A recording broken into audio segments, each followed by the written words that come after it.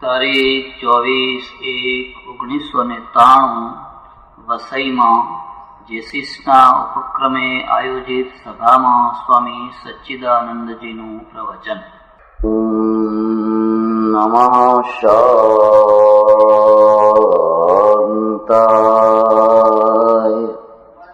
તેજસે.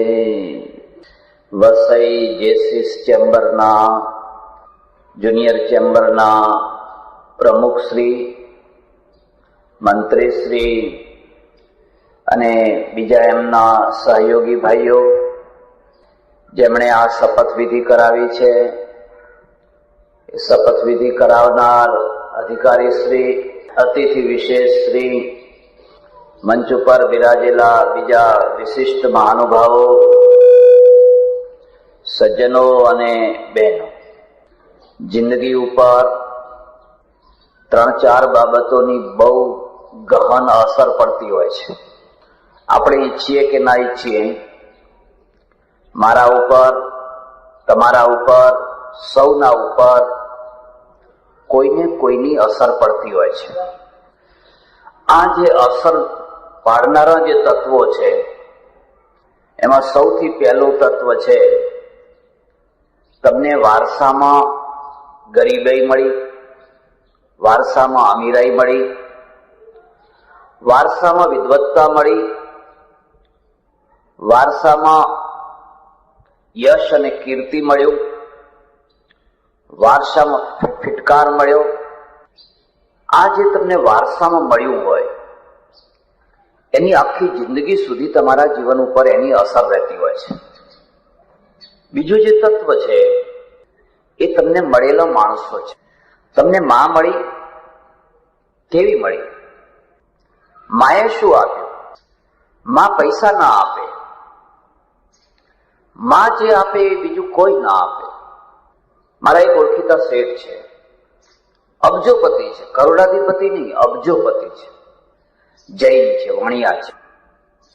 એમના કાર્યક્રમમાં મને બોલાવ્યો. મેં એમને પૂછ્યું, હું તો જૈન સાધુ નથી, તમારે જૈન સાધુને બોલાવવાની જરૂર હતી, મને શા માટે બોલાવ્યો? મને કે બાપજી, હું વાણિયાનો દીકરો, 5 વર્ષની ઉંમરે પિતા મરી ગયા, માં વિધવા થઈ, ગરીબાઈનો પાર નહીં, મુશ્કેલીઓનો પાર નહીં, અને હું માં દીકરો અમે જીવન શરૂ કર્યું. પણ મારી માં છે ને એ રોજ સાંજે મને 3 સૂત્રો યાદ કરાવે. કોઈને જમાડીને જમજે, કોઈને ઓઢાડીને ઓઢજે, કોઈને ઊંઘાડીને ઊંઘજે. રોજ મને આ 3 ઉપદેશ. આ 3 ઉપદેશોએ મને ચુસ્ત જૈન બનાવવાની જગ્યાએ મને ચુસ્ત માનવતાવાદી બનાવી દીધો. પછી તો હું મારું ગામ છોડીને મુંબઈ આવ્યો, હીરાના વેપારમાં પડ્યો, અને હીરાના વેપારમાં એટલું કમાયો. આજે દુનિયાના 32 દેશોમાં મારી ઓફિસો છે, 32 દેશો, અને કરોડો રૂપિયાનું દાન આપું છું. મને હવે મંદિરો બાંધવામાં રસ નથી, સોનાના કળશ ચડાવવામાં રસ નથી. પેલી માં જે મને રોજ સમજાવતી, કોઈને ખવડાવીને ખાજે, કોઈને ઓઢાડીને ઓઢજે, કોઈને ઊંઘાડીને ઊંઘજે. બસ આ મારી ગીતા સમજો, આ મારું ધર્મશાસ્ત્ર સમજો, જે કંઈ સમજો એ આ છે. તમને એક માં મળે છે, એક બાપ મળે છે, એક ભાઈ મળે છે, કાકા મળે છે, મામા મળે છે, એક શેઠ મળે છે, એક મહેતા મળે છે. તમારી જિંદગીમાં તમે જુઓ તો તમને કેટલી પ્રકારના માણસો મળે છે, અને આ માણસોમાંથી કેટલાક માણસો બહુ મોટી અસર કરનારા હોય છે, કેટલાક માણસો અસર નથી કરી શકતા હોતા. એક માણસની સાથે અડધો કલાક બેસો ને જીવનભરની અસર તમને મળી જાય. એક માણસ સાથે જીવનભર રહો અને અડધા કલાકની અસર ના મળે. એક અડધા કલાકની અંદર આખી જિંદગીની તમારા ઉપર અસર નાખી દે. તમને જે માણસો મળ્યા, તમારા જાણતા અજાણતા તમારા ઉપર એની અસર પડી. કેટલીક અસરો છે એ ભૂતકાળ થયા પછી એની સમજણ પડતી હોય છે. પત્ની મરી જાય પછી પુરુષને ખબર પડે કે પત્ની ન હોય તો ઘરમાં મારી કેવી દશા થાય. એ હોય ત્યાં સુધી એને ખબર ના પડે.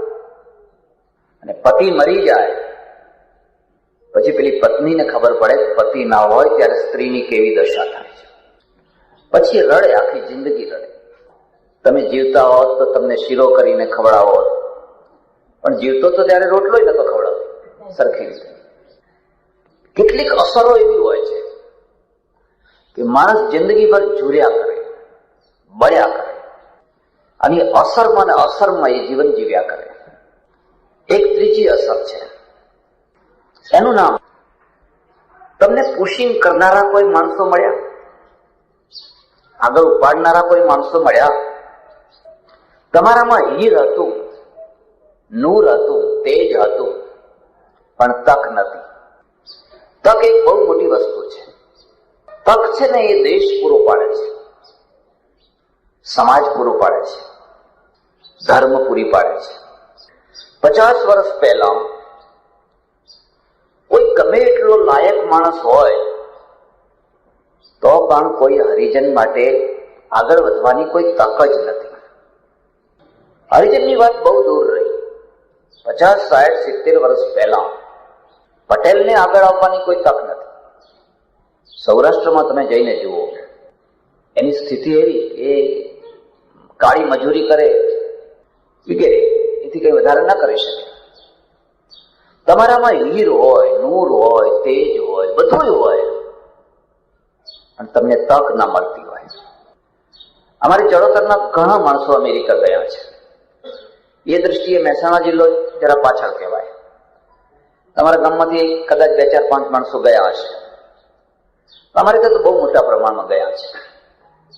મારી બાજુનું એક ગામ, પટેલનો છોકરો આશ્રમમાં ઘણી વાર આવે. 200-250 રૂપિયાની કોઈ નોકરી અપાવી દો, કોઈને કોને મને 200-250 ની નોકરી આપે. નોકરી ના મળે પછી એને અમેરિકા જવાનું થયું. ચેન સિસ્ટમમાં, બ્લડ રિલેશનમાં અમેરિકા ગયો. 2-3 વર્ષ પછી મારે જવાનું થયું, એના ત્યાં જવાનું થયું. મને કે એક મોટેલ, એક હોટેલ અને એક સ્ટોર, 3 ધંધા કરું છું. મેં તારી મહિને આવક કેટલી? મને કે આપણા દેશના રૂપિયા પ્રમાણે 2 થી 4 લાખ રૂપિયા મહિને, 2 થી 4 લાખ રૂપિયા.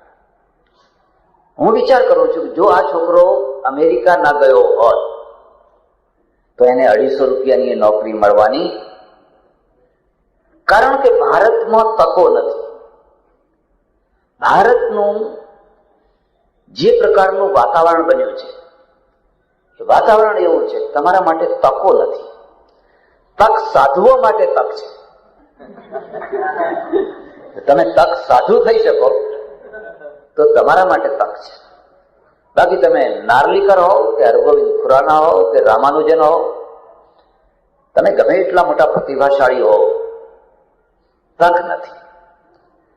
જ્યારે તમારી પાસે કંઈક છે પણ તક ન મળવાના કારણે હીરો છે એ રોડ ઉપર રખડે છે, ઉકરડામાં પડ્યો છે. હવે ઝવેરી હીરો બનાવતો નથી. ઝવેરીના ત્યાં કોઈ એવું મશીન નથી કે હીરા બનાવ્યા કરે. હીરો બનાવવાનું કામ તો ધરતી કરે છે. અને હીરો કેવી રીતે બને છે હું તમને ભલામણ કરું છું. કોઈ અંગૂઠીમાં, વીંટીમાં કોઈ જગ્યાએ હીરો હોય તો એને પૂછજો તો હીરો બન્યો કેવી રીતે, એ તમને જવાબ આપશે.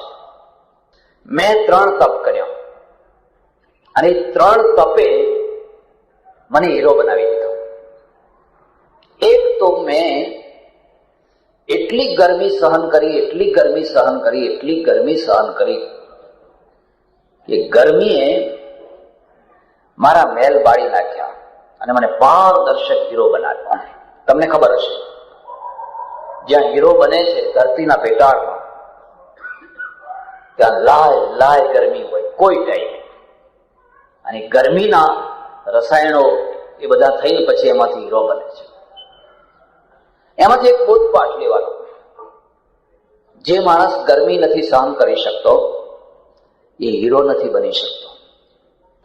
જેને હીરો થવું હોય, ગરમી એટલે ખાલી પેલી અગ્નિની ગરમી ના સમજતા, જીવનની ગરમી. રાણા પ્રતાપે કેટલી ગરમી સહન કરી, સંતોએ કેટલી ગરમી સહન કરી. મહાપુરુષોના જીવન ચરિત્રો વાંચો, એ જ ખરી ગરમી છે. બે, મારા ઉપર એટલું મોટું પ્રેશર હતું, એટલું મોટું દબાણ હતું, અને દબાણના વચ્ચે રહ્યો એટલે ઘન બન્યો. જે માણસ પ્રેશર નથી સહન કરી શકતા એ મહાન નથી બની શકતા. કેટલાક માણસોને તમે જોજો, એ ચીબડા જેવા હોય. ચીબડું આવડું મોટું હોય, પણ 5 કિલો 10 કિલોનું વજન મૂકો ફસકાઈ જાય. એ 5-10 કિલોથી વધારે વજન ના સહન કરી શકે. એમ કેટલાક માણસો એવા હોય કે એના ઉપર તમે 5 કિલો કે 10 કિલોની લાલચ મૂકો, ફસકાઈ જશે. સવારે ભાવ નક્કી કર્યા હોય, સોદોય કરી દીધો હોય, પણ કલાક પછી જો 10 રૂપિયા વધારે મળવા લાગે, ફસકાઈ જવાય. ચીબડું છે, ચીબડું છે.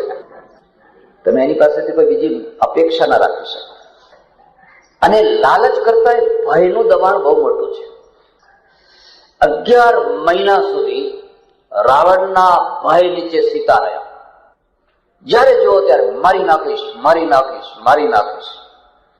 એટલા ભય વચ્ચે પણ સીતા ફસકાઈ ખરી? અને જો સીતા ફસકાઈ પડ્યા હોત તો આજે એમની મૂર્તિ પૂજાતી ના હોય. 1-2 દિવસ નહીં, 4 દિવસ નહીં, 11 દિવસ. સીતાજીની વાત જવા દો. એક ઓડણી હતી, ઓડણ, એનું નામ જશમા. ખબર છે? અને જશમાનો ઘરવાળો છે ને માટી ખોદવાનું કામ કરે. સહસ્ત્રલિંગ તળાવ ખોદાય. તમને કદાચ ખબર નહીં હોય, ઓડ પ્રજા વિદેશી પ્રજા છે. આ દેશમાં ઘણી વિદેશી પ્રજાઓ છે. તમારે નિરીક્ષણ જો એનું રેવડ શાસ્ત્રનું અધ્યયન તમને રુચિ હોય તો કરજો.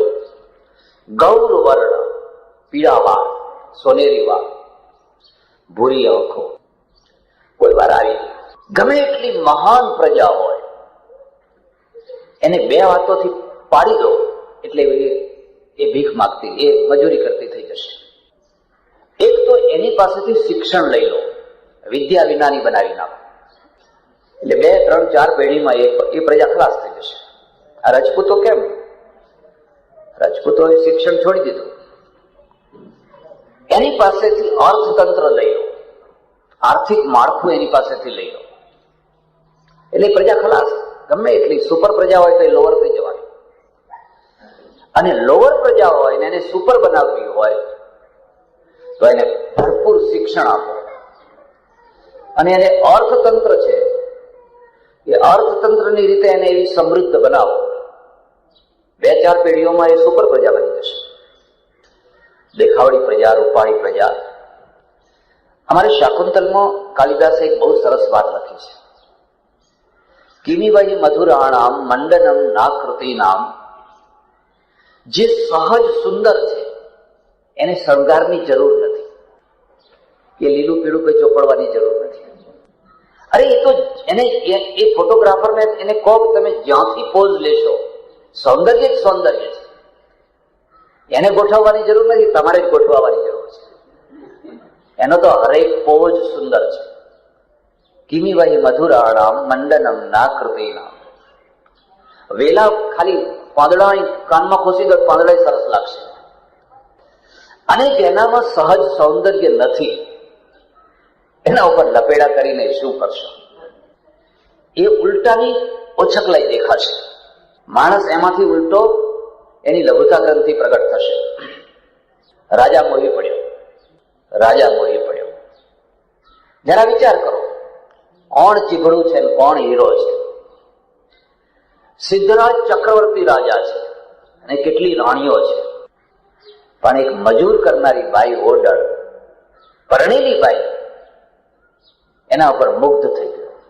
ઘોડો લઈને ત્યાં જ ઉભો રહે. પેલો ઓળ ખોદે ને આ ટોપલા ભરી ભરીને જઈ નાખ્યા હોય. અને રાજાએ પ્રસ્તાવ રાખી દીધો, અરે જસમા, તું ખોટી જગ્યાએ પડી છે. તું તો કોઈ રાજાની રાણી થાય એવી છે.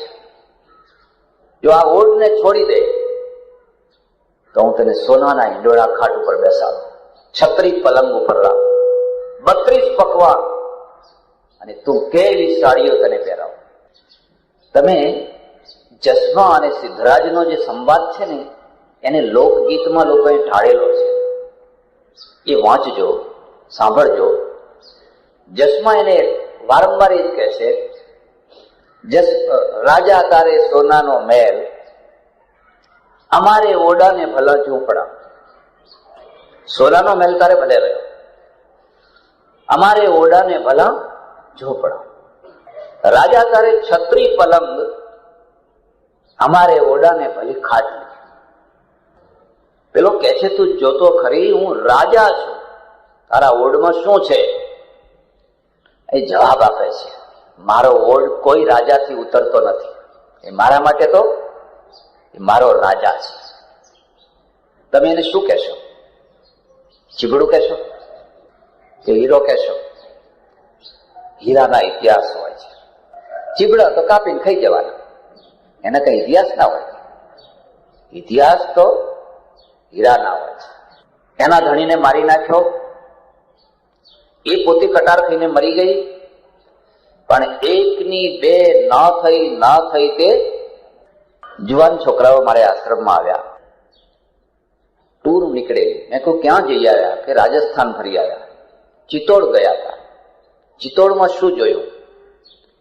ચિત્તોડમાં બધું જોયું, એમ કે આ નવલખો ખજાનો જોયો, મીરાબાઈનું મંદિર જોયું, ફલાણું જોયું, ફલાણું જોયું.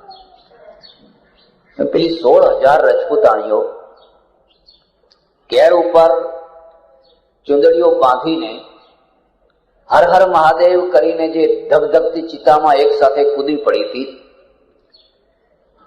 એ ધૂળ માથે ચડાવી, એ તો અમને ખબર જ નથી. તમે શું ટૂર કરી આવ્યા? ચિત્તોડમાં સૌથી વધારેમાં વધારે કોઈ જોવા જેવી ચીજ હોય તે 16,000 રજપૂતાણીઓનો આત્મદાહ, જફર વ્રત છે. એક તરફ પેલો ખિલજી છે, પદ્મિનીના મોહમાં આવેલો ખિલજી છે, અને બીજી તરફ જરૂર પડે તો પોતાનો દાહ કરી દેવાની પણ તૈયારી વાળી આ રજપૂતાણીઓ છે. લાલ ચટક જેવા શરીર હશે, જુવાની હશે, શું નહીં હોય. બસ એક જ કામ કરો ને, શરણાગત થઈ જાઓ, શરણાગત થઈ જાઓ. પણ એ ચીભડા નથી, ચીભડાનો ઇતિહાસ ના હોય. હર હર મહાદેવ, હર હર મહાદેવ, હર હર મહાદેવ કરીને રજપૂતાણીઓ જયારે કૂદતી હશે ને, સૂર્ય થંભી ગયો હશે, સૂર્ય અટકી ગયો હશે. આ દ્રશ્ય કઈ રોજ જોવા ના મળે. પોતાની અસ્મત બચાવવા માટે એક સુરાતનની કોઈ પરાકાષ્ઠા છે. અગ્નિની અંદર ધડ ધડ કૂદી પડવું. તમે કોઈ વાર ચિત્તોડ જાઓ તો ધૂળને માથા ઉપર ચડાવજો, એમાંથી પ્રેરણા મળશે. બધી ઘણી વાતો છે, પણ જિંદગીમાં અસર કરનારી જે ચીજ છે એમાંની એક ચીજ છે ઉંમર. તમારી ઉંમર.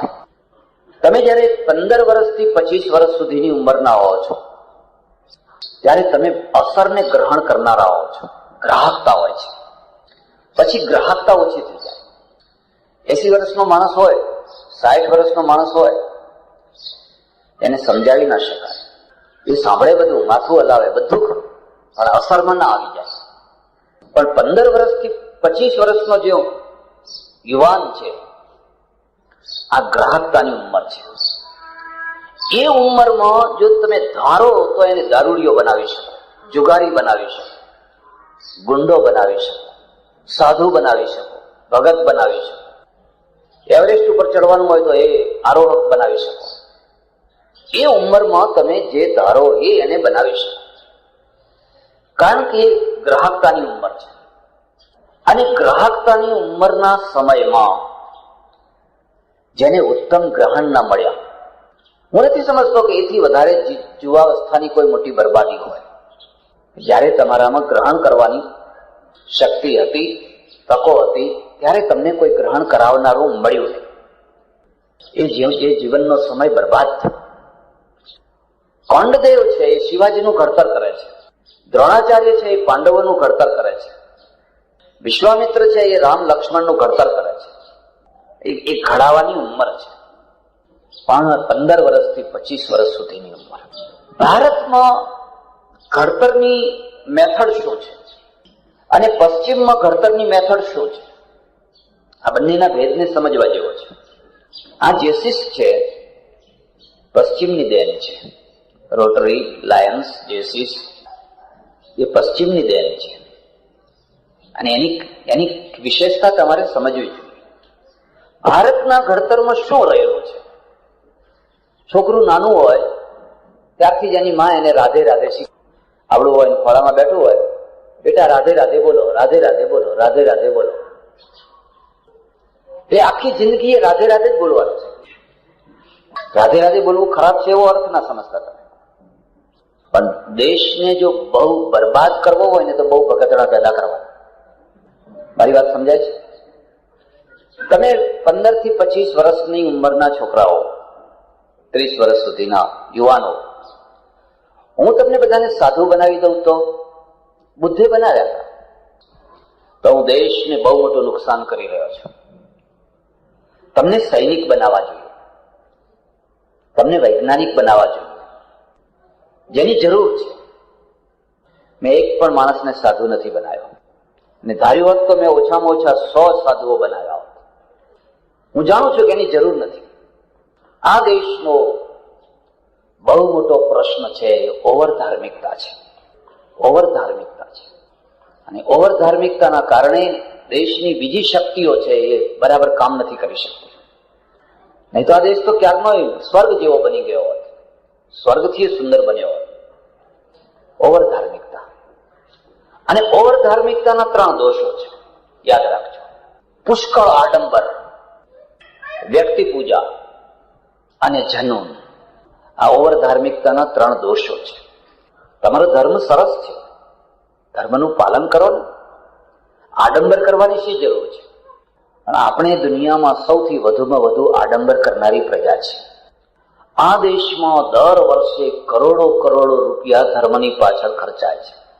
એક કુંભ મેળો કરવો હોય તો 800 કરોડ રૂપિયા ખર્ચાય છે. એક કુંભ મેળાનો ખર્ચ 800 કરોડ રૂપિયા. અને પરિણામ એમાંથી પ્રજાને મળ્યું શું? ધર્મ મજબૂત બન્યો? હિન્દુ ધર્મ મજબૂત બન્યો? ના, કશું. 80 થોડાક લોકો કચરાઈ મરી જાય, થોડાના હાડકા તૂટે, કોઈને કંઈ થાય, કોઈને કંઈ થાય, કઈને કંઈ થાય. જો આપણે આડંબર વિના ના થઈએ. અને હું તમને એક બીજી વાત કહું છું, ગાંધીજી પાસેથી આ વાત શીખવા જેવી છે. સવારે પ્રાર્થના કરવાની, સાંજે પ્રાર્થના કરવાની, બિલકુલ સાદી પ્રાર્થના. કોઈ ખેતર હોય, કોઈ જગ્યા જ્યાં મળે ત્યાં બેસી જવાનું. પ્રત્યેક ધરતી પવિત્ર છે, બેસી જવાનું. અગરબત્તી નહીં, દીવો નહીં, ધૂપ નહીં, કોઈ ચીજ. રઘુપતિ રાઘવ રાજા રામ, પતિત પાવન સીતારામ. એ 15-20 મિનિટની પ્રાર્થના કરવાની. એ પ્રાર્થનામાં એટલી તાકાત, આખા દેશને હચમચાવી નાખ્યો. આખો દિવસ કામ કરવાનું, આખો દિવસ કામ કરવાનું. કામ મૂકીને ભજન ના થાય. અને જેમના રોટલા ભીખમાંથી પેદા થતા હોય એમને કદી ભગવાન ના મળે. ભીખના રોટલા ખાય અને ભગવાન મેળવવાની વાત કરે, બિલકુલ ખોટી વાત છે. જે પોતાનો રોટલો પેદા નથી કરી શકતો એ શું ભગવાન મેળવવાનો હતો? સવાર થાય ને આમ ગામ સામે ટગર ટગર જોયા કરે. આજ કોણ કોના ત્યાં જમવા જવાનું છે, શું રાંધ્યું હશે, કેવું કેવું ફલાણું કર્યું હશે. આવું ગામ ને મારા જેવો એક સાધુ રે આવેલા, એ નગર શેઠે જમવાનું કહ્યું અને નગર શેઠના ત્યાં જમવાની વાત આવી એટલે ખુશ ખુશ થઈ ગયા. आज तो नगर सेठ के यहाँ भोजन करने जाना है. हमारा ही श्रृंगार હોય છે. શણગાર વિનાનો માણસ હોતો જ નથી. મારો એક ઓળખીતો ફોટોગ્રાફર છે, અત્યારે તો 80 વર્ષનો થઈ ગયો. તો મારી પાસે થોડાક ફોટા લઈને આવ્યો. મને કે આ દિગંબર સાધુઓ આવેલા, દિગંબર, બિલકુલ દિગંબર, એમના મેં ફોટા પાડેલા, એટલે એમણે જ પડાવેલા, એટલે એમના ફોટા લઈને તમને બતાવવા આવ્યો છે. એટલે મેં કહું, એકદમ વસ્ત્ર પહેર્યા નથી ને આવા 4-5 ના બધા કેમ ફોટા પડાયા? કે ના, એ તો ફોટા તો પડાવે. મને કે મહારાજ તોય પાછા ફરિયાદ કરે, ફોટા અચ્છા નહીં આયા, ફોટા અચ્છા નહીં આયા. એ શણગાર સવારથી મહારાજ બેઠા તે તિલક કરવા માંડ્યા. ઘૂંટી ઘૂંટીને તિલક કરે, જેમ તેમ નહીં, ઘૂંટી ઘૂંટીને એ બધા તિલક કર્યા.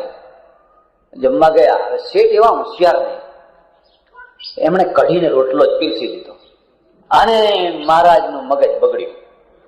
મહારાજ એમ કે નગર શેઠના ત્યાં જમવાનું છે તો દૂધપાક પૂરી હશે, ફલાણું હશે, ફલાણું હશે, અને આને તો કઢીને રોટલો. મહારાજ કે જમો. હવે ક્રોધ છે ને, ક્રોધ ઉતારવો કોના ઉપર? પાણી હતું, લોટામાં પાણી હતું ને, એ પાણી હાથમાં લે અને પેલું તિલક ઘૂસે. ઇસ ભોજન પે દ્વાદશ તિલક, ઇસ ભોજન પે દ્વાદશ તિલક. આવા ભોજન માટે મેં 12 તિલક કર્યા, અહીં કર્યા, અહીં કર્યા, અહીં કર્યા, અહીં કર્યા, બધે અહીં ચાલે, જાતે આખા શરીરે કરે. ઇસ ભોજન પે દ્વાદશ તિલક. એટલે તિલક ઘૂસવા મળ્યા એટલે પેલા શેઠ સમજી ગયા, અરે અરે મહારાજ, કે આ તો રસોઈયાની ભૂલ થઈ ગઈ, આ તો મારા માટે છે, તમારું ભોજન તો બીજું છે. પછી દૂધપાક પૂરી કે જે બનાવ્યું એ પછી પાછું પીરસ્યું. ભીખના રોટલા ખાનારને ભગવાન ના મળે, કદી ચક્કરમાં ના પડશો. જેસીસનું જે ઘડતર છે ને, એની એક વિશેષતા છે. તમે ભક્તિ કરજો, ઉપાસના કરજો, પ્રાર્થના કરજો, પણ ભગત તરીકેની છાપ ના ઉપસવા દેશો. તમારે સામાન્ય માણસ તરીકેની છાપ ઉપસવા દેશો, નહીં તો તમે આડંબરી થઈ જશો.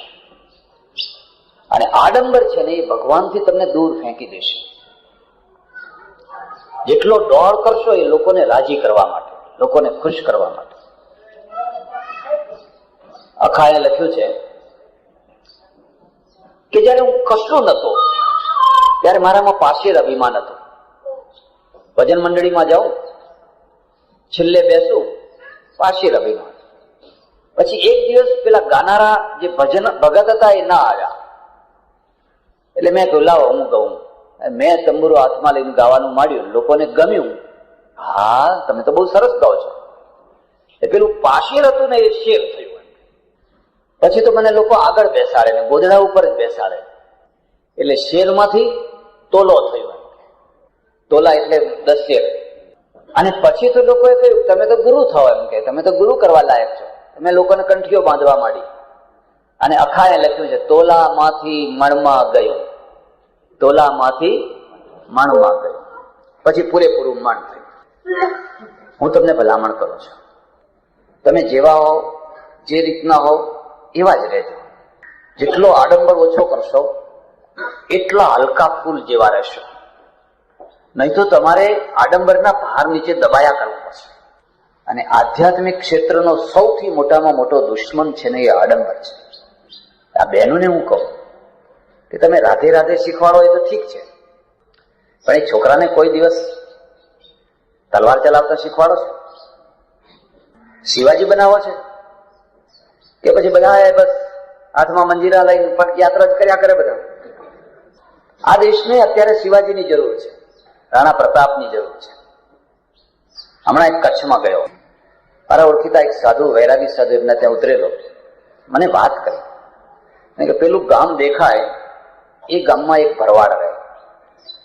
100, 150, 200 ઘીટા બકરા ચારે આખો દિવસ. નાય નહીં, 15 દાડે મહિને નાય બિચારા. અને એના પેલી ઘેટા બકરાનું બધું પ્રસૂતિનું હોય, એ બધું એના શરીરે ચોટ્યું હોય.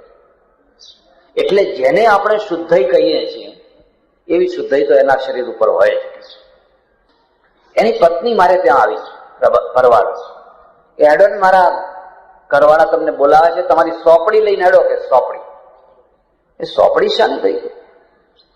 હું તો વિચારમાં પડી ગયો કે એમણે કહ્યું જ્યાં મહારાજને બોલાવીને એમની સોપડી લઈને આવે. મહારાજ જરાક જ્ઞાની હતા, સમજી ગયા, ગીતા લઈને ગયા. એટલે ભરવાડ બેઠો બેઠો ચલમ પીવે, બકરા બધા બેઠેલા ને ચલમ પીવે. આવો બાપુ આવો, પગમાં પડ્યો, આ સોપડી વાંચો એમ કે જરા. એટલે મેં તો ગીતા વાંચવી શરૂ કરી. અડધો 1 કલાક ગીતા વાંચી, પછી એને કહ્યું હવે બસ બહુ થઈ ગઈ, હવે ઘણું થઈ ગયું, બંધ કરો. ઉભો થયો, 10-15 માણસો ભેગા થઈ ગયેલા, એ બધાને પગે લાગ્યો, બોલ્યું ચાલ્યું માફ કરજો. પોતાની મેળે કરેલો જે સાથરો એના ઉપર જઈને સુઈ ગયો, ને સુઈ ગયો એવો દેવ થઈ ગયો. એ સૂતાની સાથે હાથ જોડેલા દેવ થઈ ગયો. કોઈ એને યોગી કહેશે? ખરો યોગી હતો, ખરો યોગી હતો.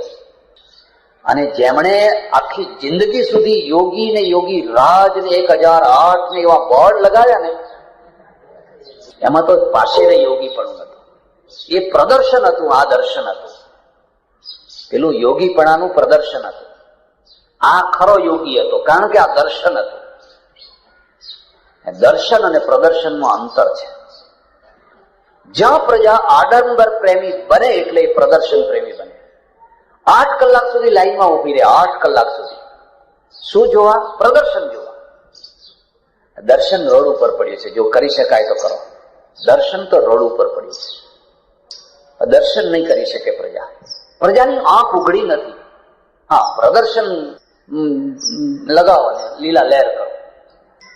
એટલે પહેલી વાત યાદ રાખજો, જેસીસનું ઘડતર જે રીતે થયું, તમે જોશો કે આ લોકો કોટ પાટલું ટાઈ બાઈ બધી લગાવેલી પહેરેલું બરાબર છે, સરસ કપડાં પહેરો. શા માટે ના પહેરો? બાવા થવાની કઈ જરૂર નથી, કેટલી આટલી પોતળી બાંધવાની જરૂર નથી. એ પછી આડંબર થઈ જશે. મારા ઓળખીતા એક નેતા છે, ખાદી પહેરે પણ જાણી કરીને ફાડે ને પછી સાંધીને પહેરે.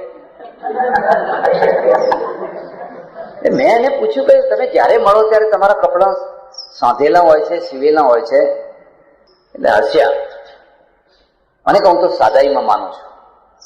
એટલે પેલા એમના બાજુમાં જે હતા ને એને મને કાનમાં કહ્યું કે આ કપડા લાવીને પેલા ફાડે છે ને પછી સાંધે છે, કારણ કે સાદાઈનું પ્રદર્શન કરવું છે. વર્ણાગીપણાનું પ્રદર્શન અને સાદાઈપણાનું પ્રદર્શન, એ વર્ણાગી તો માણસનો સ્વભાવ છે, કરે. આ સાદાઈપણાનું જે પ્રદર્શન છે ને, એ પેલા કરતા કઈ વધારે સારું નથી. આ પશ્ચિમની ક્લબ છે, આ પશ્ચિમનું ઘડતર છે. એટીટ્યુડ તમારે રહેવાનું. તમારા બૂટ પોલીસ વાળા હોવા જોઈએ, દોરી બાંધેલી હોવી જોઈએ, મોજા પહેરેલા હોવા જોઈએ, પાટલુન કોટ એ દુકાને ઉભો હોય અને વાળ ઓળેલા હોવા જોઈએ, વ્યવસ્થિત હોવું. તમારા વસ્ત્રોની તમારા જીવન ઉપર અસર પડે છે. હવે લગર વગર ગમે તેમાં મારા ઓળખીતા એક ધારાસભ્ય હતા, મરી ગયા, ડોહા હતા. તે વિધાનસભામાં બંડી પહેરીને પેલો ધોતિયાનો છેડો ખભા ઉપર નાખીને વિધાનસભામાં જયારે મેં કહું આ તો સંડાસ જતી વખતે આવો ડ્રેસ તો સંડાસ જતી વખતે. મને કહું તો વિધાનસભામાં આ રીતે જ જવું. હવે આ કોઈ રીત છે? આવી રીતે જ જઉં છું એટલે એનો એ કોઈ અર્થ છે ને? તમારો જે પોશાક છે એ તમારા ઘડતર સાથે જોડાયેલી વસ્તુ છે, અને એથી કઈ માણસ બગડી જાય છે એવું નહીં સમજવાનું, કે લગર વગર કપડા પહેરવાથી સુધરી જાય છે એવું નહીં સમજવાનું. વાળા અડધા આમ છે ને અડધા આમ પડ્યા છે ને આમ છે તેમ એવું નથી. તમારે આ કપડાની અંદરથી એક વ્યવસ્થા નીકળવી જોઈએ, એક ડિસિપ્લિન નીકળવી જોઈએ.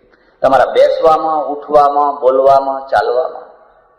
તમે જોયું અહીંયા એક બીજી વાત જોઈ, વ્યક્તિ પૂજા નથી.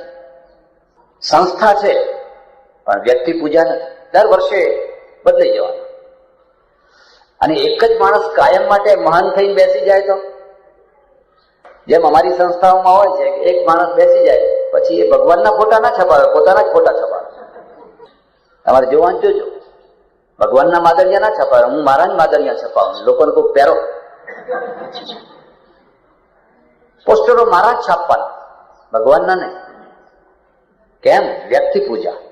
અને ધર્મ ઉપર જ્યાં વ્યક્તિ પૂજા ફરી વળે, સંસ્થા ઉપર જ્યાં વ્યક્તિ પૂજા ફરી વળે, એટલે એક તો એ વ્યક્તિના દોષોને કહી શકાય નહીં, અને બે, નવી યોગ્ય વ્યક્તિઓનો ઉદય ના થઈ શકે. આપણે ત્યાં હંમેશા આ જ પ્રશ્ન રહ્યો કે આ નહેરુ નહીં હોય ત્યારે આ દેશનું શું થશે? બીજા વ્યક્તિનો ઉદય થવા દો ને, બીજા વ્યક્તિનો ઉદય થવા દો. કે અમેરિકા વાળા કદી એવો વિચાર નથી કરતા કે રેગન નહીં હોય તો શું થશે, બુશ નહીં હોય તો શું થશે, કે થેચર નહીં હોય તો શું થશે. અહીં તો ઘરે ઘરમાં બધા થેચર જ છે, બધા થેચર જ છે. આપણે વ્યક્તિ પૂજક પ્રજા છે. ધાર્મિક ક્ષેત્ર હોય કે રાજકીય ક્ષેત્ર હોય, પોસ્ટરો બધા. હું તમને યુવાનોને ભલામણ કરું છું, જેસીસ પાસેથી આ શીખવાનું છે. વ્યક્તિ પૂજા નહીં, પ્રમુખ થયા બરાબર, 1 વર્ષ સુધી કામ કરો. અને પશ્ચિમની એક બીજી પદ્ધતિ જે આપણા ચાણક્ય પણ સ્વીકારી છે. તમારે જો સારી વ્યવસ્થા સ્થાપિત કરવી હોય તો 2 તત્વો, એવોર્ડ અને પનિશમેન્ટ. તત્કાલ એવોર્ડ અને તત્કાલ પનિશમેન્ટ, આ 2 નું અસ્તિત્વ હોય તો તમે વ્યવસ્થા સ્થાપિત કરી શકો. યોગ્ય માણસોને એવોર્ડ ના આપી શકો તમે, અને જે ગુંડાઓ હોય એને દંડ ના આપી શકો. અપરાધીઓને ખલાસ, વ્યવસ્થા તૂટી પડવાની. એટલે આપણા ત્યાં રાજાના હાથમાં દંડ મૂક્યો છે. દંડનો અર્થ જ છે એવોર્ડ આપવા કરતા પણ પનિશમેન્ટ આપવાની શક્તિ બહુ મોટી શક્તિ છે. પરાક્રમ હોય, બાવડા હોય તો જ એ પનિશમેન્ટ આપી શકે. એટલે રાજા છે ને એના 2 મોટા ગુણો છે, મુત્સદ્દીગીરી અને પરાક્રમ. મુત્સદ્દીગીરી બૌદ્ધિક ગુણ છે. એ ઓછો હોય તો કોઈ નાગર બ્રાહ્મણને દીવાન રાખવાનો, કોઈ વાણિયાને દીવાન રાખવાનો, તો એ મુત્સદ્દીગીરી લડાવે. પણ રાજામાં પોતાના અંદર શૌર્ય હોવું જોઈએ, પરાક્રમ હોવું જોઈએ. જો પરાક્રમ નહીં હોય તો એ દંડ નહીં આપી શકે. હશે જવા દો ને, આમ થશે ને પછી આમ થશે ને પછી આમ થશે ને, તત્કાલ જે પરિણામ લાવવા જોઈએ પરિણામ નહીં લાવી શકે. પશ્ચિમની અંગ્રેજોએ આખી દુનિયા ઉપર રાજ કર્યો આ 2 વસ્તુઓ.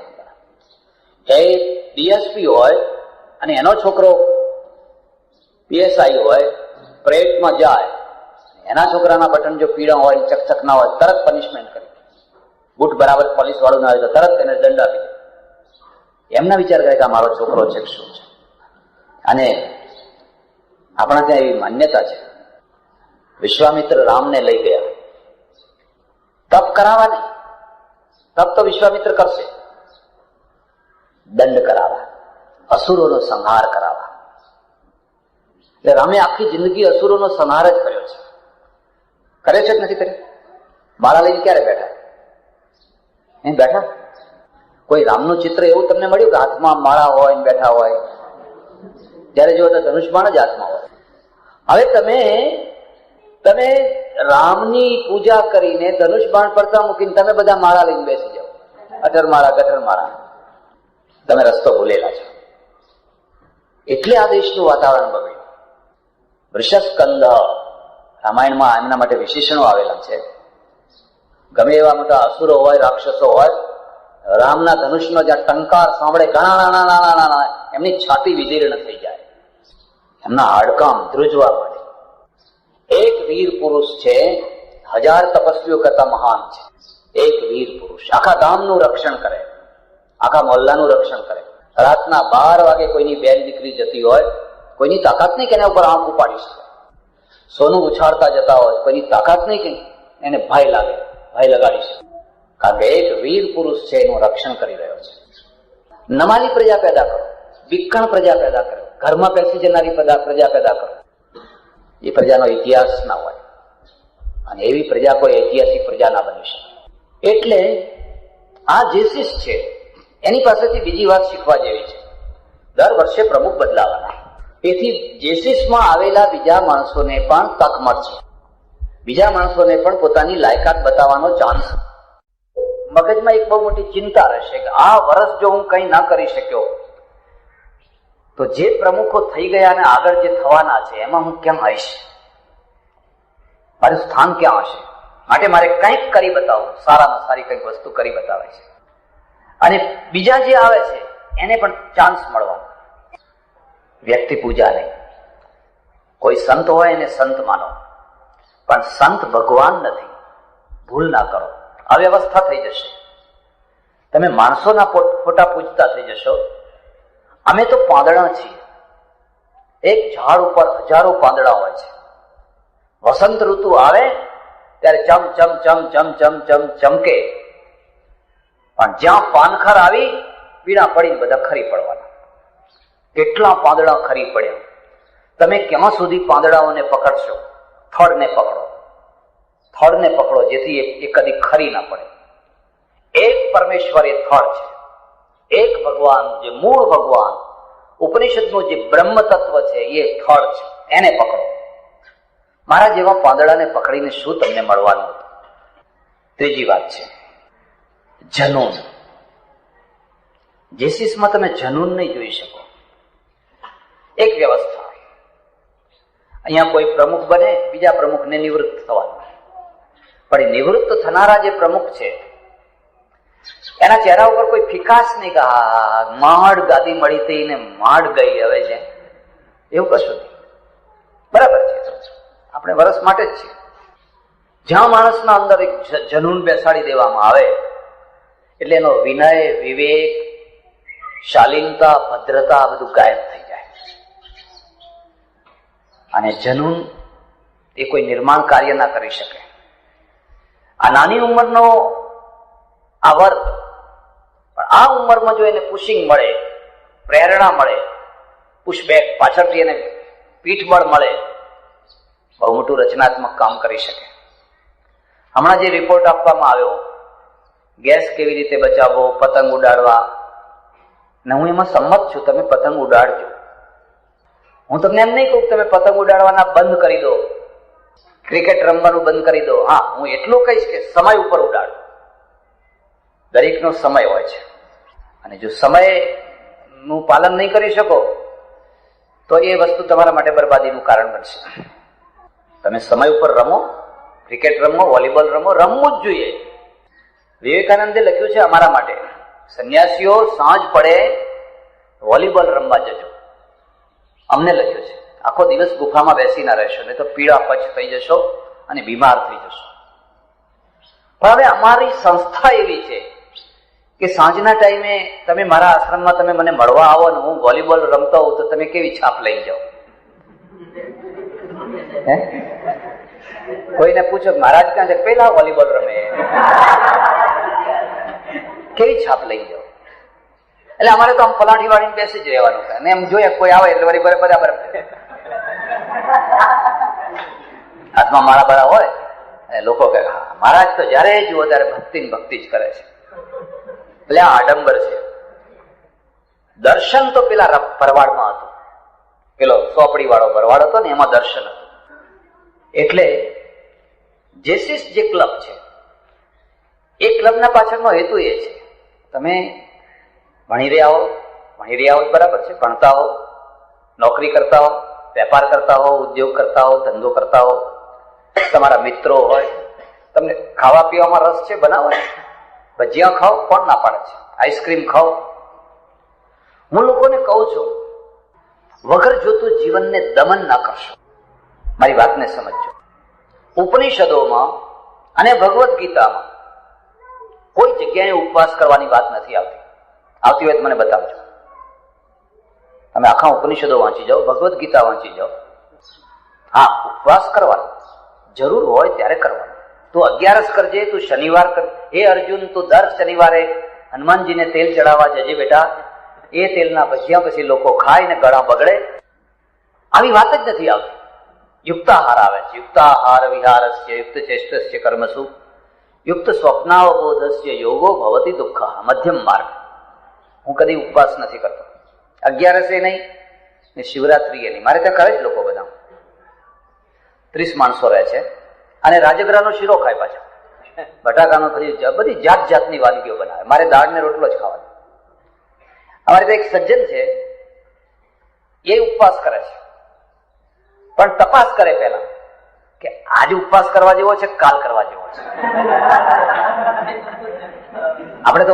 આપણે તો બહુ સગવડ બનાવી છે ને, 2 એકાદશી, બધું જ 2.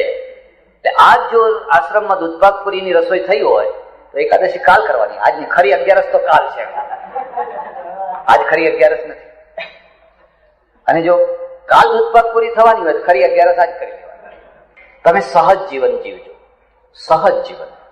સવારે ઉઠો, નાહો ધોવો, દાંતણ પાણી કરો, ચા પીતા હોય તો ચા પીવો, નાસ્તો કરતા હોય તો નાસ્તો કરો, થોડું ફરવા હરવા જતા હોય તો ફરવા હરવા જાઓ. બહુ મજા આવશે જીવનમાં. કોઈ દિવસ ટેન્શન ઊભું નહીં કરવાનું, સંયમ રાખવાનો. અને સંયમના સુખ જેવું કોઈ સુખ નથી. પણ નિગ્રહ નહીં કરવાનો. સંયમ અને નિગ્રહમાં બહુ મોટું અંતર છે. નિગ્રહ એક છેડો છે, અતિભોગ બીજો છેડો છે. અતિભોગ અને નિગ્રહ આ બે છેડા છે. સંયમ મધ્યમાં છે, મધ્યમાં સંયમ છે. દાળ રોટલો આખી જિંદગી ખાઓ ને તમને આખી જિંદગી તમારું પેટ કદી બગડશે નહીં, તમારું લીવર કદી બગડશે નહીં. પણ કાં તો પછી ખા જ કરો અને કાં તો પછી ઉપવાસ જ ઉપવાસ કરો. હવે આ માણસો માદા ના પડે તો બીજું થાય શું? આ કુદરતી જીવન છે, અનનેચરલ જીવન. એટલે જેસિસ જે છે એની પાસેથી શીખવા જેવી આ વાત છે. જ્યારે તમારા શરીરનું લોહી ગરમ છે, તમે કંઈક કરવા માંગો છો, કરી શકો એમ છો, મગજ કામ કરે છે, હૃદય કામ કરે છે, બાવડા કામ કરે છે, પગ કામ કરે છે, ત્યારે તમે એક એવી સંસ્થામાં દાખલ થાઓ જે સંસ્થા તમારું ઘડતર કરે. કોઈ વાર તમે પ્રમુખ તરીકે, કોઈ વાર સેક્રેટરી તરીકે, કોઈ વાર બીજી કોઈ જગ્યાએ એક નાનો સરખો વહીવટ ચલાવો. અને નાનો વહીવટ છે એ વહીવટની તમને ટ્રેનિંગ આપે. એક બીજી વાત, દરેક સમાજમાં એક ક્રીમ વર્ગ હોય છે. અને ક્રીમ વર્ગ હોય છે ને એ જ કરોડરજ્જુ હોય છે. કરોડરજ્જુ એ જ કરોડરજ્જુ હોય છે. મુઠ્ઠીભર માણસો જ સર્વે સર્વા હોય છે. બ્રિટનની વસ્તી 2.5 કરોડ પહેલા, આજે 4-4.5 કરોડ. જ્યારે એને કોલોની સ્થાપેલી આખી દુનિયામાં, ત્યારે બ્રિટનની વસ્તી માત્ર 2.5 કરોડ.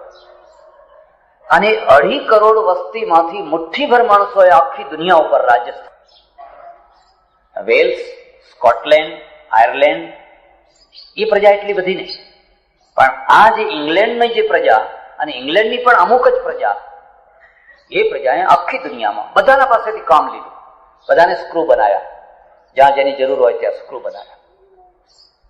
એમ દરેક સમાજમાં, દરેક પ્રજામાં પોતાનો એક ક્રીમ વર્ગ હોય છે. અને આ ક્રીમ વર્ગનો સરવાળો કરવો, એમને ભેગા કરવા, એમને એક ઘરેડમાં રાખવા, એક વ્યવસ્થામાં એમને સંયોજિત કરવા, બહુ મોટામાં મોટું કામ છે. તમે મહાન છો પણ વિખરાયેલા છો, તમે શક્તિશાળી છો પણ વિખરાયેલા છો, તો તમારી શક્તિનો સરવાળો નહીં થાય. તો પૂર્વમાં, ભારતમાં અને પશ્ચિમમાં આ ફરક છે. અહીંયા શેઠિયાઓ ઘણા થયા, નગર શેઠો થયા બધા, પણ 3 વાતો તમને જોવા નહીં મળે. એક તો બેન્કિંગ પદ્ધતિ નહીં જોવા મળે, એક વીમો જોવા નહીં મળે, અને એક શેર જોવા નહીં મળે. પેલા લોકોએ આમાં ઉમેરો કર્યો. અહીંયા તો કોઈ શેઠ હોય તો શેઠ બરાબર છે, એની ઊંડી ચાલે. અહીંથી પાટણ એટલા 5-50-100 માઇલની અંદર લેવડ દેવડ હોય ત્યાં ઊંડી ચાલે, પણ વ્યક્તિગત, એની વ્યક્તિગત પ્રેસ્ટીજ ઉપર. પેલા લોકોએ શક્તિનો સરવાળો કર્યો. પહેલો સરવાળો એ કર્યો બેન્કિંગ પદ્ધતિ. તમે 50 રૂપિયા મૂકો બેંક, તમારાય મૂકો, તમારાય મૂકો, તમારાય મૂકો, તમારાય મૂકો. એવી રીતે આખી પ્રજાના કરોડો રૂપિયા ભેગા કર્યા અને એ કરોડો રૂપિયામાંથી નિર્માણ કર્યું. વેપાર કરો, ઉદ્યોગ કરો, ધંધા કરો. આપણે આવી બેન્કિંગ પદ્ધતિ ના કરી. એટલે ભારતની પાસે જે કંઈ પૈસો આવ્યો ને એ કાં તો સોનામાં ગયો, દટાઈ ગયો. એને ડેટ કેપિટલ, મૂર્છિત કેપિટલ કહેવાય. ગામડાનો ખેડૂત હોય, વરસ સારું આવ્યું, 5,000-10,000 રૂપિયા એને મળ્યા, સોનાના દાગીના કરીને જમીનમાં દાટી દેવાના, કાં તો લૂંટી જાય. વર્કિંગ નહીં, એનું કોઈ વર્કિંગ નહીં, એમાંથી કઈ નિર્માણ નહીં. દરેકના પાસે કોઈની પાસે 50 તોલા, કોઈની પાસે 25 તોલા, કોઈની પાસે 5 તોલા છે ખરું, પણ એનો સરવાળો ક્યાં છે, એનો ટોટલ ક્યાં છે? પેલી પ્રજા પાસે જઈને જુઓ, કોઈની પાસે વાલની વીંટી ના હોય, એક વાલની વીંટી ના હોય, પણ જે કઈ પૈસા હોય એ બેંકમાં હોય. બેંકમાં કરોડો અબજો રૂપિયા જે છે એ વર્કિંગ થતા હોય, એને એનું વ્યાજ મળતું હોય, વળતર મળતું હોય, અને એમાંથી એને આર્થિક સંગઠન, આર્થિક શક્તિ, ટીપે ટીપે સરોવર ભરાય અને બધાના પૈસા ભેગા કરે. બીજી વાત, એ લોકોએ જોયું કે જિંદગી છે કદી નિર્ભય નથી હોતી, કદી નિર્ભય હોય એવી કલ્પના ના કરી શકે. જેમ જેમ તમે શક્તિશાળી થતા જાઓ એમ ભય વધતા જાય. શક્તિ વિનાના માણસને ભય ના હોય, ભિખારી માણસ રોડ ઉપર સુઈ જાય. શક્તિ વિનાના માણસને ભય ના હોય, ભિખારી માણસ રોડ ઉપર સુઈ જાય. સુઈ જાય જ ના સુઈ જાય, સૂતો હોય એનું પોટકું માથા નીચે મૂકી. પૈસાદાર માણસ છે ને એ સૂતા પહેલા ઉઠીને 2 વાર જઈને જોઈ આવે કે સ્ટોપર લગાવી છે કે નહીં, હેન્ડલ લગાવ્યું છે કે નહીં. કે એને આપેલા ને હેન્ડલ લગાવવાની જરૂર જ નથી. તો હવે ભય જે વધે એનું નિરાકરણ શું છે, એનો ઉપાય શું છે? એનો ઉપાય આવે વીમો ઉતરાવો. વીમો ઉતરાવો, તમારી દુકાનનો વીમો, જીવનનો વીમો, બીમારીનો વીમો, એટલા બધા વીમા. બસ વીમો ઉતરાવો ને લીલા લહેર કરો. શેઠ હતા ને 40 લાખ રૂપિયાનું ગોડાઉનનો માલ ભરેલો ને સવારના પહોરમાં પેલો મુનિમ છે ને એ દોડતો આવ્યો. શેઠ દોડો એમ કે ગોડાઉનમાં આગ લાગી છે ને ભડકે પડે છે. આ શેઠ બહુ શાંતિથી કહે, જાઓ ને એક ચા લઈ આવો ને, એક કપ ચા લાવો ને. અરે શેઠ પણ જરા વિચાર કરો, ગોડાઉનમાં આગ લાગી છે, ભડકે બળી રહ્યું છે. એમ કરજો ને થોડી બિસ્કિટ લેતા આવજો ભેગી, ચાની સાથે થોડી બિસ્કિટ લેતા આવજો. અને પેલો, તમે આ ચા પીવાનો ટાઈમ છે, આ બિસ્કિટ ખાવાનો ટાઈમ છે? શેઠ ધીરે ધીરે કહે છે, મુનિમ ગભરાવો નહીં, એનો વીમો ઉતરાવેલો છે. એટલે એ આપણને તો આગે નુકસાન નહીં કરે, પણ આગે ફાયદો જ પહોંચાડી દેશે.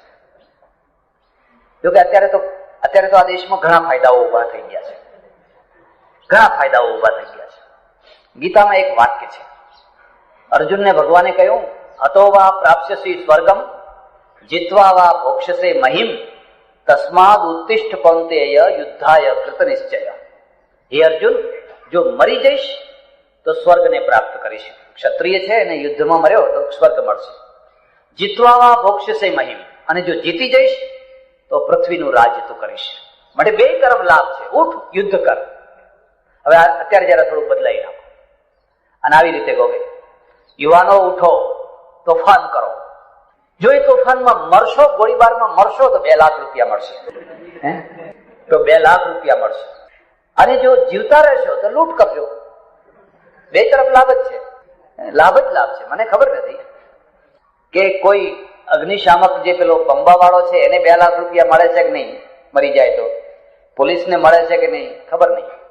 પણ ગુંડાગીરી કરો, લડાઈ કરવા જાઓ, તોફાન કરવા જાઓ ને જો મરો તો 2 લાખ રૂપિયા, ઘાયલ થાવ તો 50,000 રૂપિયા. કેટલી મોટી દુર્દશા. જેના ઉપર અપરાધનો કેસ ચાલવો જોઈએ એને ઉપરથી ઇનામ આપવાનું થયું છે. હવે આ તોફાનો બંધ થાય કેવી રીતે? મને એવું લાગે છે કે આવનારા થોડાક દિવસોમાં લોકો આંદોલન કરશે, આ તોફાન કરનારા, કે 2 લાખના 5 લાખ કરો અમને.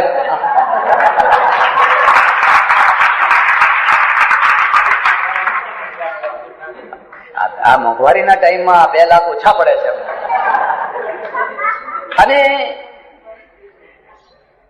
જો તમે દારૂ પીવો તો કેસ થાય, જેલમાં જાઓ. પણ જો તમે લઠ્ઠો પીવો અને આંધળા થાવ, મરી જાઓ તો સરકાર પૈસા આપે, ઉપરથી સરકાર પૈસા આપે. ના હો ભાઈ, અને પૈસા આપવા પડે. વ્યવસ્થા ક્યારે તૂટી પડતી હોય છે? આવી રીતે વ્યવસ્થા તૂટી પડતી હોય છે, એમને એમ નથી તૂટતી હોતી. ત્યારે આ જેસીસ સંસ્થા છે એ યુવાનોની સંસ્થા છે. અને યુવાનો, મેં કહ્યું એમ 15 થી 25, 30 વર્ષનો ગાળો, એ ગાળામાં તમે એની પાસેથી જે કામ કરાવવું હોય એ કરાવી શકો. હા, તમે એને પ્રભાવિત કરી શકો. પ્રભાવિત કરો તો તમારામાંથી જેસીસના માધ્યમથી ઘણા સારા વહીવટકર્તા પેદા થઈ શકે, સંચાલક પેદા થઈ શકે, તમારી શક્તિનો સરવાળો થઈ શકે, ટોટલ થઈ શકે. ત્રીજી વાત છે, કહેવાની રહી ગઈ, પશ્ચિમે શેર આપ્યા. જો કે શેર અત્યારે બદનામ થઈ ગયા, ખરું, એટલે હર્ષદ મહેતાના કારણે. પણ એક વાસ્તવિકતા છે, આ તો આપણા ત્યાંની ઘણી અવ્યવસ્થામાંનો એક વ્યવસ્થા. એમણે કહ્યું કે તમે મિલ માલિક થઈ શકો છો. તમે ફેક્ટરીમાં, બેંકમાં પૈસા મૂકવા એ વ્યાજ મળે, અને કોઈ ફેક્ટરીમાં કે કોઈ બીજી કોઈ જગ્યાએ રોકો તો ડિવિડન્ડ મળે. અને તમને તમારી મૂડી બહુ મોટું રોકાણ કરો તો તમને બહુ ઘણું મળી શકે, કેટલું મોટું કામ થઈ શકે. પશ્ચિમે 3 સંગઠન આપ્યા, આર્થિક સંગઠન. પશ્ચિમની સમૃદ્ધિ આ 3 ઉપર છે. જો બેન્કિંગ વ્યવસ્થા તૂટી પડે, જો વીમા યોજના તૂટી પડે, જો શેર હોલ્ડરો તૂટી પડે, પશ્ચિમ મરી જાય, આખું પશ્ચિમ મરી જાય. અને જે દશા પશ્ચિમની એ જ હવે પૂર્વની છે. તમારે ત્યાં બેન્કિંગ વ્યવસ્થા તૂટી પડે તો વ્યાપાર તૂટી પડે, ઉદ્યોગ ધંધા બધા ખલાસ થઈ જાય. એટલે જેસિસ એક અનુશાસન સાથે, ડિસિપ્લિન સાથે, એક વ્યવસ્થા સાથે કેવી રીતે સભામાં જવું, કેવી રીતે રિસ્પેક્ટ, એને સન્માન આપવું. હવે મંત્રી આવે છે, હવે પ્રમુખ આવે છે, હવે ફલાણા આવે છે, કેવી રીતે તાળીઓ પાડીને એને વધાવી લેવા અને કેવી રીતે ખુરશી ઉપર બેસાડવા. કોઈ જગ્યાએ તાણ નહીં, કશું જ નહીં. આપણે હજુ આ બધી પદ્ધતિ શીખવા જેવી છે, આપણે શીખી નથી શકતા. તમને ખબર હશે, હમણાં અમેરિકામાં પ્રમુખની ચૂંટણી થઈ અને જેની કલ્પના નથી એ જીતી ગયા અને જે જીતવાના હતા એ હારી ગયા. પણ કદી એ ક્લિન્ટનના ચહેરા ઉપર કોઈ ગુલાલ ઉડાડેલો જોયો? કશું જ નહીં, નોર્મલ વાત. હવે અહીં તો દૂધ મંડળીમાં કોઈ જીતી જાય, દૂધ મંડળીમાં, ગ્રામ પંચાયત ને બીજી બધી ઊંચી ચૂંટણીઓની વાત તો બહુ દૂર રહી, તો એ દિવસે એટલો ગુલાલ ઉડાડે કે એટલો ગુલાલ તો એ પરણ્યા હોય ત્યારે નહીં ઉડાડ્યો. કારણ કે છીછરી છે પ્રજા, એ વિજયને પચાવી નથી શકતી. વિજયમાં જે ગાંભીર્ય હોવું જોઈએ એ ગાંભીર્ય નથી. બસ હુડદમ કઈ ખભા ઉપર ઉપાડી લે, ફલાણે ઉપાડી લે. એમાંય તમારે ખાસ ધ્યાનથી જોવું હોય તો જોજો, જે લોકો પેલા પક્ષમાં રહીને પ્રચાર કરતા હોય ને, જીત્યા પછી અહીંયા આવીને એટલા બધા આગળ ને આગળ આયા કરે ને, જાણે કે અમે તમારા જ છીએ. કામ કર્યું હોય પેલાનું પાછું. હવે જોયું કે એમાં પંચર પડી ગયું, હવે આ જીપમાં બેસવા જેવું છે. એ રીતે પ્રજાનું સારું ઘડતર થયું કહેવાય નહીં. આ યુવાનો જેસિસના માધ્યમથી એક ડિસિપ્લિન, એક વ્યવસ્થા અને સમાજના જે સળગતા પ્રશ્નો, સમાજની જે આવશ્યકતા હોય, મનોરંજનની સાથે એની પૂર્તિ. એક તરફ તમારા જીવનમાં તમને રસ પડે, આનંદ આવે, મનોરંજન આવે, સંગીત વાગતું હોય તો વાગવા દો, ફલાણું થાય, અને છતાં તમે સમાજ માટે સારા કામ કરતા થાવ. આ એનું હેતુ છે, આ એનું લક્ષ્ય છે. ત્યારે વસઈ જેવું ગામ, જેની પ્રસિદ્ધિ બીજી કોઈ રીતે હોય કે ના હોય, પણ અહીંયા નામો શીખવાડવાની શાળા તરીકે તો એની પ્રસિદ્ધિ છે. મને ખબર નથી કે આખા ગુજરાતમાં બીજી કોઈ જગ્યાએ આવી કોઈ શાળા છે કે નહીં, મને ખ્યાલ નથી. હમણાં એક બીજી જગ્યાએ થઈ છે, અને હાથે જ ઉદઘાટન કરાયું એનું, કોઈ બહુ નાના પાયા. આ તો 3 પેઢીથી અહીંયા નામું શીખવાડવાનું ચાલે છે. પણ વસઈ જ્યાં પચરંગી વસ્તી છે, બ્રાહ્મણો છે, ક્ષત્રિયો છે, વાણિયા છે, પાટીદાર છે, વગેરે વગેરે બધા જ છે. અને હું આપને ભલામણ કરું છું કે હવે બધા એક થાઓ, ભલા થાઓ, વિખરેલાય ના રહો. આ જેસિસમાંથી સમજો, અહીંયા કોઈ ચાવડા છે, કોઈ શાહ છે, કોઈ વ્યાસ છે, કોઈ શુકલ છે, કોઈ પંડ્યા છે. આ એક સ્ટેજ એવું છે, એ બધાને એક સાથે એક સ્ટેજ ઉપર સરખા કરી શકે છે. તમારે પણ કોઈ એક એવું સ્ટેજ કરવાનું છે. જો આ વિદેશી સંસ્થા આ કામ પૂરું કરી શકતી હોય તો આપણી કોઈ દેશી એવી સંસ્થા નથી કે જે બધાને એક સ્ટેજ ઉપર લાવી શકે. મેં એક સંસ્થા એવી જોઈ છે. મારા આશ્રમથી થોડેક દૂર જઈએ, એક નાનું સરખું મંદિર છે ને ત્યાં એક મહારાજ રહેતા, ગાંજો પીવે અને 10, 15, 20 માણસો હંમેશા બેઠા જ હોય. જયારે જુઓ ત્યારે બેઠા જ હોય, ગાંજાની ચલમ ચાલતી હોય. તો કોઈ વાર આમ નજર કરું, એમાં બ્રાહ્મણો હોય, વાણિયા હોય, મુસલમાનો હોય, બધી કોમના બધા માણસો હોય. એક બ્રાહ્મણ પાછો મારે ત્યાં આવે, એટલે મેં કહ્યું તને શરમ નથી આવતી? તું બ્રાહ્મણનો દીકરો થઈ અને બધાની અઠી ચલમ પીવે છે? મને કે મહારાજ, ઊભી ચલમમાં દોષ ના લાગે, વાંકી ચલમમાં દોષ લાગે. આ કયું શાસ્ત્ર? મને કે ઊભી ચલમ હોય ને એમાં દોષ ના લાગે એમ. એટલે અમે ઊભી ચલમ પીએ. પણ મેં એટલું જ જોયું, ભલે આ ગાંજો પીવે, પણ અહીંયા બધા એક થઈને એકબીજાની ચલમ પીવે છે, દમ લગાવે છે, ધુમાડા કાઢે છે. હવે જો આ ગાંજો પીનારા આટલી એકતા કરી શકતા હોય તો દૂધ પીનારા કેમ ના કરી શકે?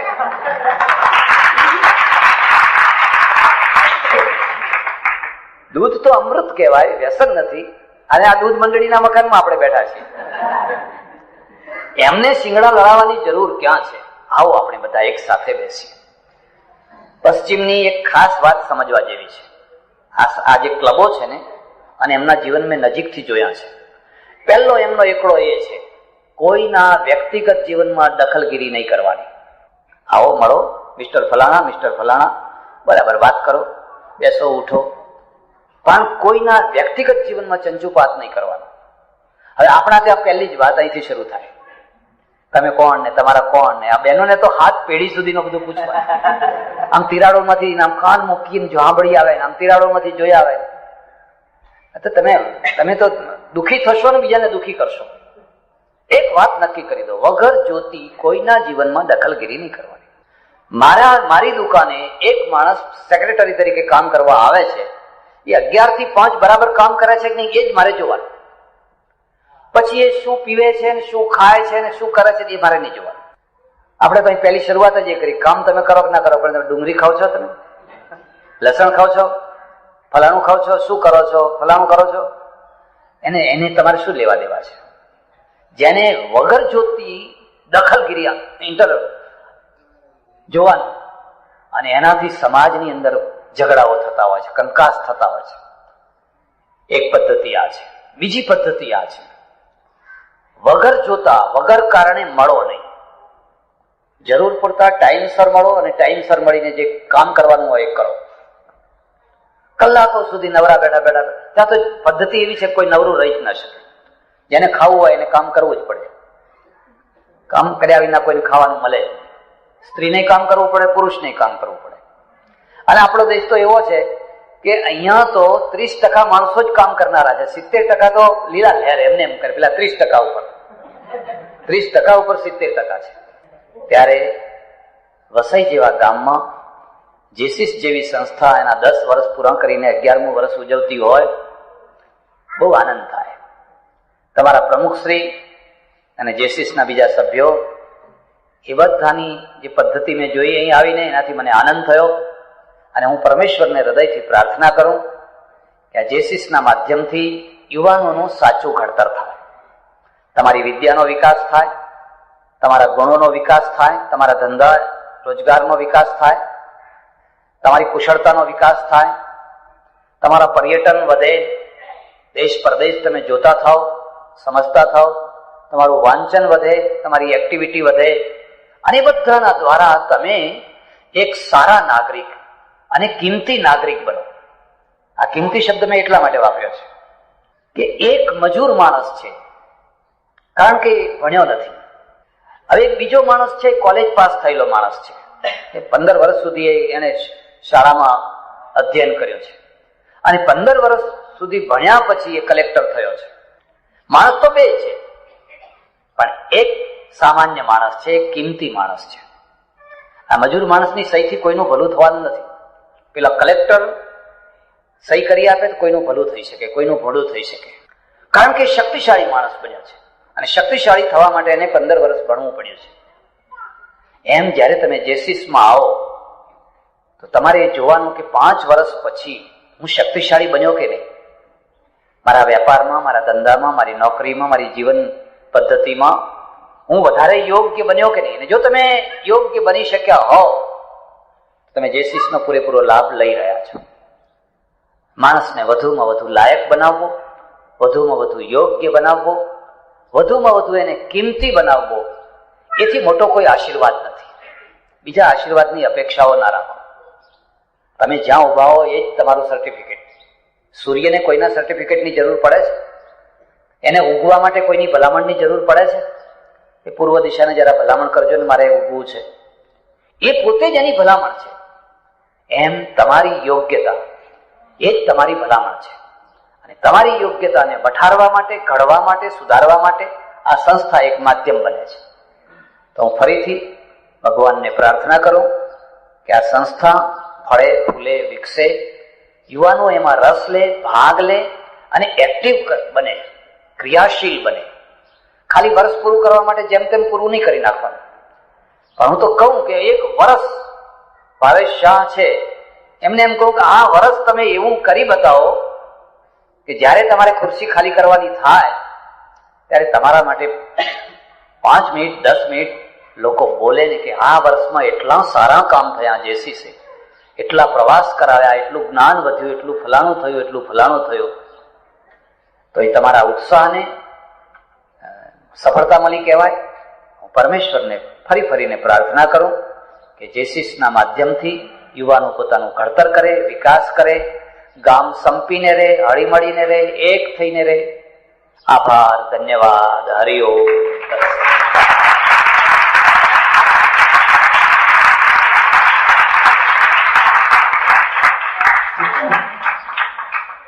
એ 2, 5 કે 10% તમારા સમાજને બેઠો કરશે.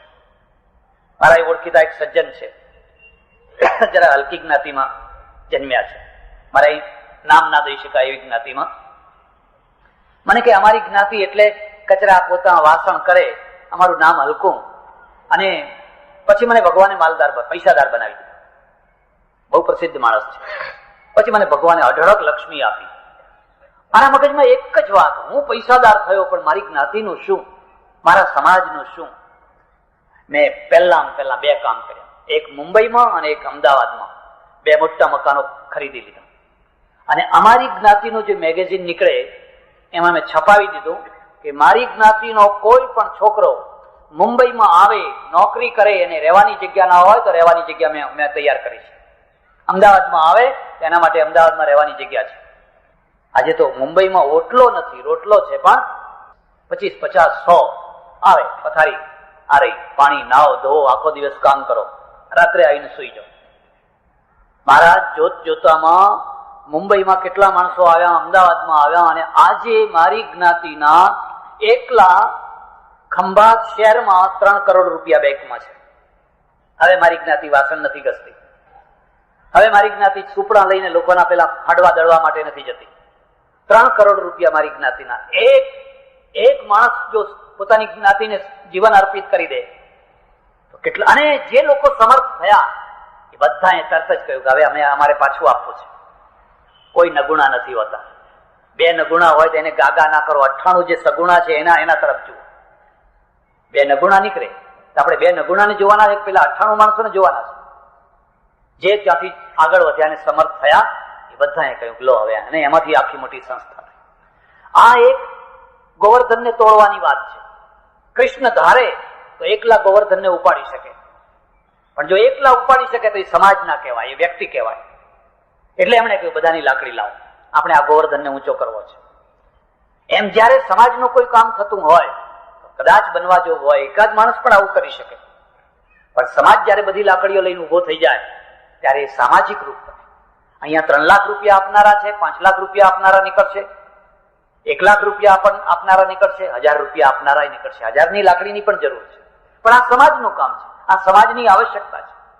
જો તમે આ સમાજનું કામ ન કરો તો કાં તો તમારી કન્યાઓને બીજા છાત્રાલયમાં રહેવું પડે, કાં તો એ કન્યાઓને અભણ રહેવું પડે.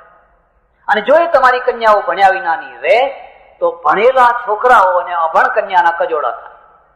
અને એ કજોડા પછી જે ભૂતકાળમાં ચાલ્યા એવા હવે ના ચાલી શકે. હવે સમાજની એટલી પકડ નથી. ભૂતકાળમાં જે વાત થઈ એ જુદી વાત છે. એટલે આજે તો બેયને સરખું ભણાવવાનું, બેયના સરખા વિચારો હોય, બેયના મગજમાં સરખી બધી ચોઈસ હોય, એ બધું કરવું પડશે. એટલે આ બીજી આવશ્યકતા સમાજની આવશ્યકતા. અને ત્રીજી આવશ્યકતા માનવતા. તમારો હાથ સમાજથી પણ વધારે દૂર સુધી ફેલાયો અને તમે માનવતા સુધી તમારા હાથને પ્રસરાવો છો. જલારામ બાપા એમણે રસોડું કરી દીધું, જે આવે એને જમાડો, પણ જાતિનું નામ નહીં પૂછવાનું. મારી બાજુમાં બેઠેલા પેલા ધીરુભાઈ, એમને મેં કહ્યું, અને હું અનુભવ પછી કહું છું, એમને નથી કહેતો, તમને નિષ્ઠા હોય તો તમે એક જલારામ બાપાનું મંદિર બાંધો. તમે જોજો આ તમારા નિભાવનો ભાર જલારામ બાપા ઉપાડી લેશે. વિશ્વાસ કરો. આ મકાન તો બંધાશે, પણ અહીંયા જે દીકરીઓ રહેવાની, એને જે જમવાનું, એનો ખર્ચો ફલાણું સમાજ ઉપાડશે. પણ એ આધ્યાત્મિક શક્તિ એટલી મોટી મહાન છે, એના બાવડા એટલા મોટા બળવાન છે કે આ ભાર તમારો મોટા ભાગનો ભારે ઉપાડી લેશે. સરસ મજાની જગ્યા જોઈ અને એક મંદિર બાંધો અને આના સાથે એને જોઈન કરી દો. અને ટ્રસ્ટ એવું કરો કે જે કંઈ આવે એ બધું આ માનવતાના કામમાં વપરાય. તમે જોશો કે જીવતા માણસો જે નથી કામ કરી શકતા એ દેવ થયેલા માણસો કામ કરે છે. અમારી બાજુમાં ધર્મજમાં જલાબાપાનું મંદિર છે, રણછોડજીનું મંદિર છે, મોટું આલિશાન. પેટી ખોલે 500 રૂપિયા નીકળે, 700 રૂપિયા નીકળે, 1000 રૂપિયા નીકળે, બહુ થઈ ગયા. જલાબાપાની પેટી અઠવાડિયે ખોલે એટલે 10,000 રૂપિયા નીકળે અઠવાડિયે. ટ્રસ્ટીઓ બહુ સારા. એમણે કહી દીધું આ બધા રૂપિયા શિક્ષણ સંસ્થાઓમાં આપો અને દવાખાનામાં આપો. શિક્ષણ સંસ્થાઓ અને દવાખાના, એનાથી શિક્ષણ સંસ્થાઓ ચાલે છે. આ માનવતા છે. એટલે સજ્જનો, આજે આપણે અહીંયા જે એકત્રિત થયા છીએ, આ કામ તો ઘણા પહેલા થવું જોઈતું હતું. પાટણ જેવું શહેર જ્યાં યુનિવર્સિટી થઈ છે, અને યુનિવર્સિટી ના થઈ હોત તો પણ પાટણ એટલે પાટણ જ છે, એ રાજધાની છે. અને પાટણની આજુબાજુ ઠક્કરોના ઘણા ગામો છે, પણ આ કામ મોડું મોડું પણ થઈ રહ્યું છે. મારે એક બીજી વાત પણ તમને કહેવી છે. આવો, દુનિયા એક થઈ રહી છે, એક થાઓ. હવે આ રઘુવંશી ઠક્કર, આ મારવાડી ઠક્કર, આ ફલાણા ઠક્કર, આ સિંધી ઠક્કર, આ લીટા ભૂસી નાખો. આ લીટા ભૂસી નાખો, નહીં તો તમે ભૂસાઈ જશો. દિવાલો ક્યાં સુધી? એ તો એવું બન્યું કે કોઈ આમ ગયા, કોઈ આમ ગયા, કોઈ આમ ગયા, એટલે વચ્ચે થોડો અંતરો આવી ગયો. મૂળ વસ્તી એકની એક જ. કોઈ સિંધમાં રહી ગયા તો સિંધી ઠક્કર થયા, મારવાડમાં રહી ગયા તો મારવાડી ઠક્કર થયા, કાઠિયાવાડ તરફ ગયા તો ફલાણા ઠક્કર થઈ ગયા, આમ એ થયા. પણ આ તમારું જે વર્તુળ છે ને, એને નાનું ના કરો, એને મોટું કરો. જેમ પેલા ઓલિમ્પિકની રમતો રમાય છે ને, એના ચકેડા એકબીજામાં મળેલા છે, એના ચકેડા. અને તમે નહીં કરો તો તમારા છોકરા તો આ કામ કરવાના જ છે, યાદ રાખજો. તમારા છોકરા તો આ કામ કરવાના જ છે. એટલે હવે આ બીજા જે વર્તુળો હોય એ બધાને નજીક લાવો. અને આ કન્યા છાત્રાલય માત્ર ફલાણા ઠક્કરો માટે થાય, એના કરતા બધા ઠક્કરો માટે કરો હિંમત, પ્રયત્ન કરો. શા માટે જુદા રહો છો? અને રાજકારણ આજે એવું જોરથી ફેલાવા લાગ્યું છે કે જે એકતા કરીને રહેશે એ જીવશે, અને જે ભેદ કરીને રહ્યા એ મરી જશે. જેટલા સંગઠિત થઈને રહેશો એટલા જ બળવાન થશો. અને જો દિવાલો ઊભી કરી તો એ તમારી દિવાલો જ તમને દાટી દેશે. એટલે આ તો આગેવાનોએ આ દિશામાં પણ પ્રયત્ન કરવાના છે. આજને આજ કંઈ બધું થઈ જવાનું નથી, પણ હું તો તમને આટલી સૂચના આપું છું કે આ દિશામાં પણ કંઈક પ્રયત્ન કરો, અને તમારો સમાજ વિસ્તૃત થાય. દૂર દૂરથી બધો આવીને સમાજ મળી જાય. એટલે સુધી કે કેટલાક ભાઈઓ પહેલાના જમાનામાં ખોજા ધર્મમાં ચાલ્યા ગયેલા. ખોજા સંપ્રદાયમાં કોણ છે? કાં તો ભાટિયા છે, કાં તો ઠક્કરો છે. ઘણા વર્ષો પહેલા મારા ઘણા ઓળખીતા છે, અને એમના સંસ્કારો બીજું ત્રીજું બધું એનું એ જ છે. આપણે એમને મેળવી ન શક્યા ત્યારે જે જુદા થયા. જો એમને મેળવી શક્યા હોત તો, જો એમને અપનાવી લીધા હોત તો, આપણે તો બસ દૂર કાઢો, દૂર કાઢો, પણ દૂર કાઢીને તમારું થશે શું? આવો આપણે લોકોને મેળવીએ.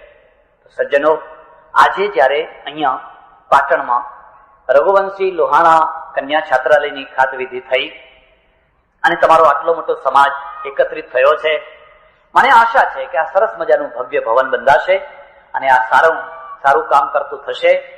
હું તો એક સામાન્ય સાધુ છું, મારો કોઈ સંપ્રદાય નથી, મારા કોઈ શિષ્યો નથી. હું કદી કોઈને કંઠીઓ બાંધતો નથી, કોઈને શિષ્ય બનાવતો નથી. બનાવ્યા હોત તો લાખો બનાવ્યા હોત, પણ હું એમાં કહું છું ભલા થવા, સંપ્રદાયોમાંથી છૂટો. આવો આપણે એક સનાતન ધર્મમાં એક મંડપમાં આવી જઈએ. 20,000 સંપ્રદાયોમાં તમે વહેંચાઈ ગયા છો, 20,000 સંપ્રદાયો. આ વહેંચણી હવે આપણે, જેમ રાષ્ટ્ર એક થયું એમ ધર્મ એક થાય. 600 ઉપરના રજવાડા એક થયા તો એક અખંડ ભારત થયું. તો આ નાના મોટા સંપ્રદાયો છે, એકબીજામાં વિલીન થાય તો એક સનાતન ધર્મ થાય. પછી કોઈની તાકાત નથી કે તમારા ઉપર કોઈ કાંકરી મારી શકે. આજે તો તમે વહેંચાયેલા છો બધી રીતે, જ્ઞાતિઓમાં વહેંચાયેલા છો, સંપ્રદાયોમાં વહેંચાયેલા છો, ગુરુઓમાં વહેંચાયેલા છો, મંત્રોમાં વહેંચાયેલા છો, ચારે તરફ વહેંચાય, દેવોમાં વહેંચાયેલા છો. આવો આપણે એક પ્રયત્ન છે. એટલે હું તો એક બહુ મામૂલી સામાન્ય માણસ છું, પણ એક ભાઈએ કહ્યું કે આપણે આજે અહીં કંઈક શરૂઆત કરીએ. એટલે શરૂઆત કરવાની ઈચ્છાથી મારી સંસ્થા તરફથી આ છાત્રાલયને 5,001 રૂપિયા આપવાની ઈચ્છા. આ કોઈ મોટી રકમ નથી, આ તો બહુ નાની રકમ છે. આ કામ ઘણું મોટું છે, આ તો એક નાની રકમ છે. પણ નાની રકમ એટલા માટે આપું છું કે લોકોને એમ થાય કે ભાઈ આખા ભારતમાં મોટા ભાગે અમારી ઇમ્પ્રેસ એવી છે કે સાધુઓ તો માગવા જ આવે, ઉઘરાણા કરવા જ આવે. જયારે જુઓ ત્યારે સાધુઓ છે ને કઈ માગવા જ આવતા હોય, અને સારા કામમાં માગે. ગઈ તો બધું જાણો છો તમે. ત્યારે એક તો એ અસર થવી જોઈએ કે મારી પાસે કોઈ 2 રૂપિયા મૂકે, હું પાછા સમાજને આપું છું. મારો અંગત કોઈ ખર્ચો નથી, એના એ સમાજ માટે હું પાછા આપું છું. અને બીજી ઈચ્છા એ છે કે સમાજમાં નિર્માણ કાર્ય થવું જોઈએ, પ્રેક્ટિકલ કામ થવું જોઈએ. આપણે પરલોકને સુધારવા માટે આ લોકને નરક નથી બનાવવાનો. પુરુષાર્થ કરો પણ પરલોકનો. આ લોકમાં શું? આ લોકમાં પ્રારબ્ધ ઉપર જીવવાનું. આ લોકને પ્રારબ્ધ ઉપર નહીં, એવું નહીં કરવાનું. આ લોકમાં પુરુષાર્થ કરવાનો છે. પરલોકનું તો ભગવાનને સોંપી દો, તો સારું જ થવાનું છે, કશી ચિંતા ના કરશો. એટલે અહીંયા એક સરસ મજાનું વ્યવસ્થિત ભવન થાય, આપણી દીકરીઓ ભણે અને કોઈ ડોક્ટર બને, કોઈ વકીલ બને, કોઈ પ્રોફેસર બને, કોઈ સાયન્ટિસ્ટ બને, કોઈ રાજકારણમાં આગળ વધે. અને આ મુલાણીની ખુરશી ઉપર પણ એક બેન બેસે અને બરાબર એમાં ઉપાધ્યક્ષ કોણ છે? રાજ્યસભાની ઉપાધ્યક્ષ કોણ? એક બેન જ છે, અબ્દુલ્લા છે. તો તમારી દીકરી કેમ ના થઈ શકે? શું તમારામાં એટલી યોગ્યતા નથી? પણ નહીં, તમે વેપારીને એને ચૂલાની બહાર નીકળવા જ નહીં દેવાની. આ 4 દિવાલ ને ચૂલો ફૂંક, આ પાણીયારો ચૂલો બહાર નીકળે તો બગડી જાય એમ કે. હવે આ ભ્રમ કાઢી નાખો અને આ ભ્રમ કાઢી અને નારી શક્તિ છે એનો ઉદય થવો જોઈએ. અને ઉદય થશે તો પુરુષને લાભ થશે. એ દ્રષ્ટિએ આ સમાજ આજે એક સરસ કામ કરી રહ્યો છે. ત્યારે હું પરમેશ્વરને ફરીથી હૃદયથી પ્રાર્થના કરું, જલાબાપાને પ્રાર્થના કરું કે આ તમારા બાળકો છે. તમે તો સૌના પિતા છો, પણ આ તમારા બાળકો છે અને તમારા બાળકોના કામમાં તમારી દયા, તમારો આશીર્વાદ, તમારો હાથ લાંબો થાય અને આ બાળકો બધી રીતે આગળ વધે, સુખી થાય એવી ભગવાન સૌને શક્તિ આપે. આભાર, ધન્યવાદ. હરિઓમ.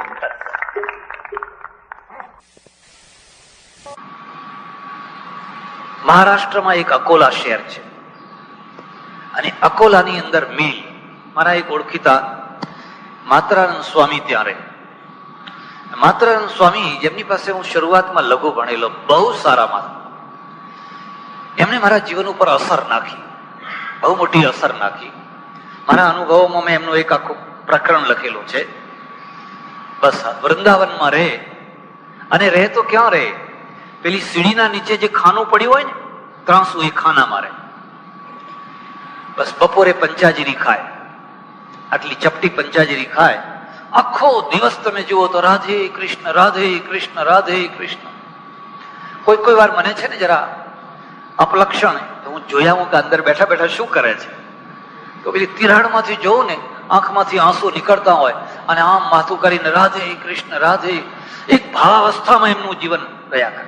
અને મને એમ થયું, ઓહો, આ માણસ આ ખૂણામાંથી બહાર, એ ખૂણામાં નથી બારી, નથી પવનની વ્યવસ્થા, નથી બીજી કોઈ ઉભા થાય તો માથું અડી જાય એવું છે.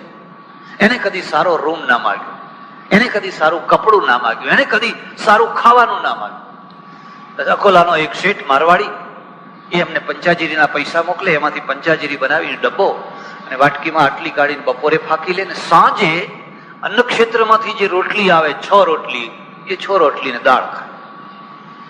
અને વાસણ ઘસતા ઘસતા અમને ભણાવે, લઘુ કૌમુદી ભણાવે. વાસણને અડવા ના દે, પોતે જાતે વાસણ ઘસે. એના દર્શન માટે કોઈ ના આવે, કારણ કે એની પાસે પ્રદર્શન નતું. વૃંદાવનમાં આટલા બધા યાત્રાળુઓ આવે, ઓહો, ટોળે ટોળા, અને અહીં દર્શન કરવા જાય, અહીં દર્શન કરવા જાય. ત્યાં બધી ગાદીઓ લગાવીને લોકો બેઠેલા, મોટી આલિશાન ગાદીઓ, મોટા મોટા લેબલ, મોટા બોર્ડ, આમ વાઘંબર ને ફલાણું ને રુદ્રાક્ષની. લોકો બધા ફરે બધા. અહીંયા કોઈ દર્શન કરવા ના આવે. કેમ? અહીંયા દર્શન હતું, પણ એ પ્રદર્શન હતું. અને દુનિયા છે એ પ્રદર્શનની ભૂખી છે. દર્શનને સમજવાની એની પાસે આંખ હોતી. દર્શન કોણ કરી શકે? કોઈ 1000માં એક વીરલો હોય, એ દર્શન કરી શકે. અને એને કોઈ દિવસ એમ થયું નહીં કે લોકો મારા દર્શન કરવા આવે. જો થયું હોત તો એ ખૂણામાં બેસી જ ન શકે. એ ત્યાં રહે. મને વાત કરી, મને કે એક મિલનો મજૂર, અને મિલનો મજૂર નાની ઉંમરમાં પરણ્યો, 18-20 વર્ષની ઉંમરમાં પરણ્યો. એની પત્નીને લાવ્યો, થોડાક દિવસ રહ્યા, એના વતનમાં રહ્યા, 1-2 મહિના રજાઓ લઈને ગયેલો, રહ્યો. પછી જયારે અકોલા આવવાનું થયું, ભાઈ મારી નોકરી જશે, હવે તમારે રજા પૂરી થઈ ગઈ, મારી નોકરી જશે. એટલે પેલી એની પત્ની છે ને, નવી 2 મહિના ઉપર પરણેલી, એને હઠ પકડી, મને ભેગા લઈ જાઓ, મને સાથે લઈ જાઓ. અને કહ્યું, પણ હું ત્યાં સુધી કોઈ મકાન ના રાખું, કોઈ ઓરડી ના રાખું, તારી વ્યવસ્થા ના કરું, કેવી રીતે લઈ જાઉં? હું અત્યારે તો મિત્રોની સાથે રહું છું, એક ઓરડીમાં 4-5 જણા રહીએ છીએ, આ સ્ત્રીને રાખવી ક્યાં? ના, પણ તમે ગમે એમ કરો, પણ તમારા વિના હું એક ક્ષણ પણ જીવી શકવાની, હમણાં ને હમણાં મરી જવાની, હમણાં તમે મને સાથે લઈ જાઓ. કેટલો પ્રેમ હશે, કેટલો બધો પ્રેમ હશે. પેલો 1નો 2 ના થયો, તું રે 2 મહિના, 4 મહિના, 6 મહિના રે, હું તારા માટે મકાન રાખીશ, પછી તને લઈ જઈશ. આને થયું કે સવારે એકલા જ જવાના છે, મને લઈ જવાના. બસ એ રાત્રે જઈને કુવામાં પડી, મને નથી લઈ જતા, માટે મારે હવે જીવવું. પતિનો વિયોગ અને આ વિયોગ મારાથી સહન નહીં થાય, અને એ સહન નહીં થાય એટલે એના દેખતા દેખતા હું કૂવામાં પડું ને મરી જાઉં. પણ એનું નસીબ તે જ, એટલે કૂવામાં પાણી છે ને આટલું જ પાણી, એટલે ડૂબી નહીં પણ ઉભી રહીને પછી છે ને એક ઉભરો હોય છે, ઉભરો ઉતરી ગયા પછી એ જ માણસ કહે છે બચાવો બચાવો બચાવો, એ જ માણસ કહે છે. એને બધાએ બચાવી બહાર કાઢી પછી તે એની સાસુ વગેરે બધા લોકોએ કહ્યું ભાઈ લઈ જા હવે, આ તો ઠીક છે બચી ગઈ, ને તો આ તો ઉપાધિનો પાર નહીં. ને પેલાને પણ થયું ઓહો કેટલો અનન્ય પ્રેમ કે મારા વિના એક ક્ષણ પણ રહી નથી શકતી, તો જઈને કૂવામાં પડી આત્મહત્યા કરવા. હવે તો મારે એને સાથે જ લઈ જવાનું. સાથે લઈ ગયા. હવે સાથે લઈ ગયા પછી તો નોકરી ચાલી, વર્ષો વીત્યા, અને બન્યું એવું કે પેલા પુરુષને ડાયાબિટીસ થયો, મધુપ્રમેહ ડાયાબિટીસ થયો. અને ડાયાબિટીસ એ જ સમયમાં બધી દવાઓ નહીં, બધા ઉપચારો નહીં, શરીર સાવ દુર્બળ થઈ ગયું, મિલમાં જઈ ન શકે, નોકરી છૂટી ગઈ, કોઈ આવક નહીં. અને આ સ્ત્રી છે એની નોકરી લાગી ગઈ, આ બાઈ હતી ને એવી પાછી મિલમાં નોકરી લાગી ગઈ, અને આની નોકરી છૂટી ગઈ. હવે આ સ્ત્રીને આ પુરુષ છે ને ઝેર જેવો લાગવા માંડ્યો, ઝેર જેવો. આ ક્યાંથી ઘરમાંથી જાય, તમે નકામા, તમે કશું કરતા નથી, તમે આમ તમે તેમ ફલાણું. જીવનમાં જોયો. એટલે હું તમને એક બીજી વાત કહું છું, બધી વસ્તુનો વિશ્વાસ કરજો પણ કદી સંબંધનો વિશ્વાસ કરશો. એના માટે કોઈ ગેરંટી જ નથી, કોઈ ગેરંટી કાર્ડ જ નથી. તમારે એમ સમજીને ચાલવાનું છે કે જો આ સંબંધ ન રહે તોય મારે જીવવાનું છે, તો તમે વિશ્વાસ ક્યાં કરશો? સંબંધમાં વિશ્વાસ નહીં કરો તો બીજે કરશો ક્યાં? બે તરફ ઉપાધિ છે ને, વિશ્વાસ ન કરો તોય ઉપાધિ, અને વિશ્વાસ કરો તોય ઉપાધિ. ત્યારે મધ્યમ માર્ગ છે, અને મધ્યમ માર્ગ એ છે કે તમારે પ્રત્યેક પરિસ્થિતિમાં સંબંધ હોય તોય જીવવાનું છે, અને સંબંધ ન હોય તો એટલી જ ખુમારીથી જીવવાનું છે, એટલી જ ખુમારીથી જીવવાનું છે. એ જો તમને આવ્યો હોય, આધ્યાત્મિક વ્યક્તિ છો, અને એ જો તમારામાં ના આવ્યું હોય તો તમે કાં તો રાગી છો. છેવટે આ માણસ છે ને એને ઘરમાંથી કાઢી મૂક્યો, પેલી સ્ત્રીએ બિલકુલ કાઢી મૂક્યો, જાઓ જ્યાં જવું હોય ત્યાં જાઓ, હું ખાવા નહીં આપું. કેટલી બદલાઈ ગઈ. જે માણસ પ્રાણ આપવા તૈયાર હતી બદલાઈ ગઈ ના બદલાઈ? ક્યાં જવું? ઉપર આકાશ ને નીચે ધરતી. રોગી માણસને કોણ રાખે? અહીં અમારે ત્યાં ઘણા માણસો આવે, ઘણી દયા આવે, હવે રાખીએ તો એની આખી બધી જવાબદારી, એની સેવા શુશ્રૂષા કોણ કરે? અને એનો પોતાનો સ્વભાવ પાછો સાથે હોય, એ સ્વભાવમાં પાછા જેવા તેવા ના હોય, એને મદદ કરી શકાય. માત્રાનંદ સ્વામીનો આશ્રમ, પાઠશાળા ચલાવે, ભણાવે વિદ્યાર્થીઓ. એ મને કે આ માણસ છે ને મારે ત્યાં આવ્યો, મારે ત્યાં આવીને કહ્યું ગુરુજી मैं कभी कभी आपके यहाँ आता था लेकिन अब सदा के लिए आपके यहाँ आ गया हूं. ઉતરેલા ઘોડાને કોણ રાખે? જે ઘોડો રહેવાલ ચાલતો હોય ધડ ધડ ધડ ધડ, એના ઉપર સવારી કરવાનું કોને મન ના થાય? પણ જે ઘોડો ઉતરી ગયો હવે બિલકુલ કશા કામનો નથી, એને કોણ સંગ્રહે? અને જે સંગ્રહે ને એનું નામ સંત કહેવાય. એ લેંઘો પહેરે તોય સંત કહેવાય, ને પાટલુન પહેરે તોય સંત કહેવાય. જે સંગ્રહે ને માત્રાનંદ સ્વામીએ કહ્યું ભલે ભાઈ હો રે, અરે રહેવું હોય તો રહે, તું ચિંતા ન કર. મારી જે રોટી બનાવું છું ને એના ભેગી 2 રોટી તારી બનાવીશ અને તું ખાજે. કોઈ વાર આવું કરી જજો, હું તમને એક ભલામણ આપું છું.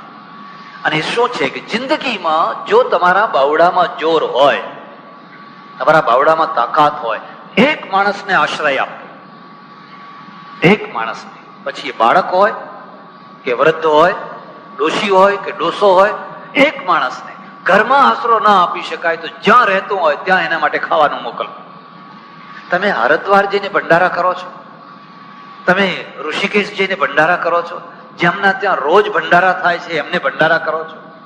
તમારી ચારે તરફ નજર કરો, અને નજરમાં જુઓ એક માણસ એવું છે કે એને રોજ એક થાળી મોકલવાની જરૂર છે. ગામે ગામ તો કઈ સદાવ્રત હોય નહીં, ગામે ગામ કઈ અન્ન ક્ષેત્ર ન હોય, અને હોય તો ઘણા લોકો ત્યાં જમવા જઈ ન શકે.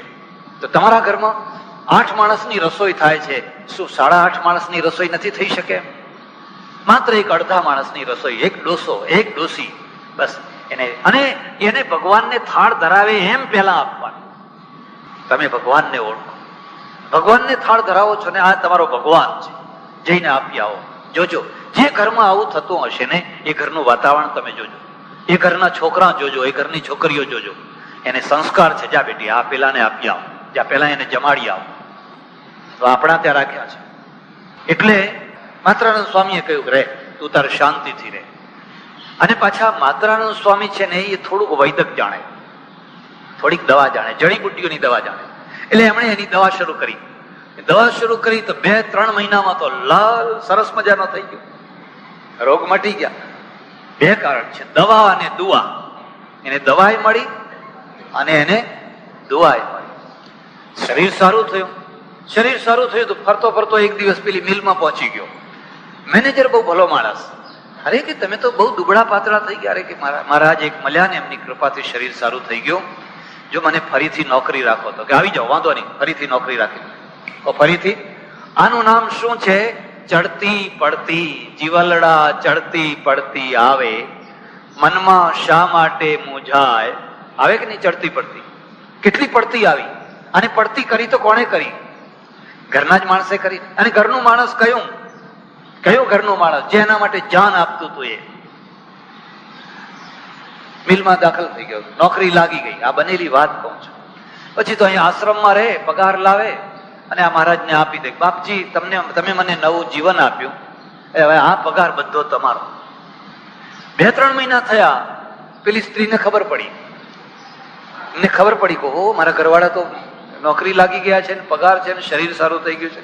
એક દિવસ ફરતી ફરતી આવી ગઈ અને જે કંઈ રડવા માંડી, અરે અમે તો તમને ખોડી ખોડીને થાક્યા, તમે ક્યાં ગયા હતા? કેટલા દીવા, કેટલી બાધાઓ માની, કેટલું ફલાણું કર્યું, ક્યાં ગયા હતા? એટલે પેલા એ કહ્યું હવે આ જુઓ, હવે હું પગાર લાવતો થયો ને એટલે હવે આવી છે. બહુ બધી વાતો. કાઢો, ઘેર ચાલો, આવવું જ પડશે તમને મારા સામ, તમને પેલા મુનિયાના સામ, તમે ફલાણાની સોગન, આવવું જ પડશે. અને ઈશ્વર છે ને, ઈશ્વરે બહુ દયા કરી છે. બહુ દયા શું કરી છે? મોહ મૂક્યો છે. જો આ મોહ ના મૂક્યો હોત તો તમે કેટલી વાર ઘર છોડીને ભાગ્યા હોત.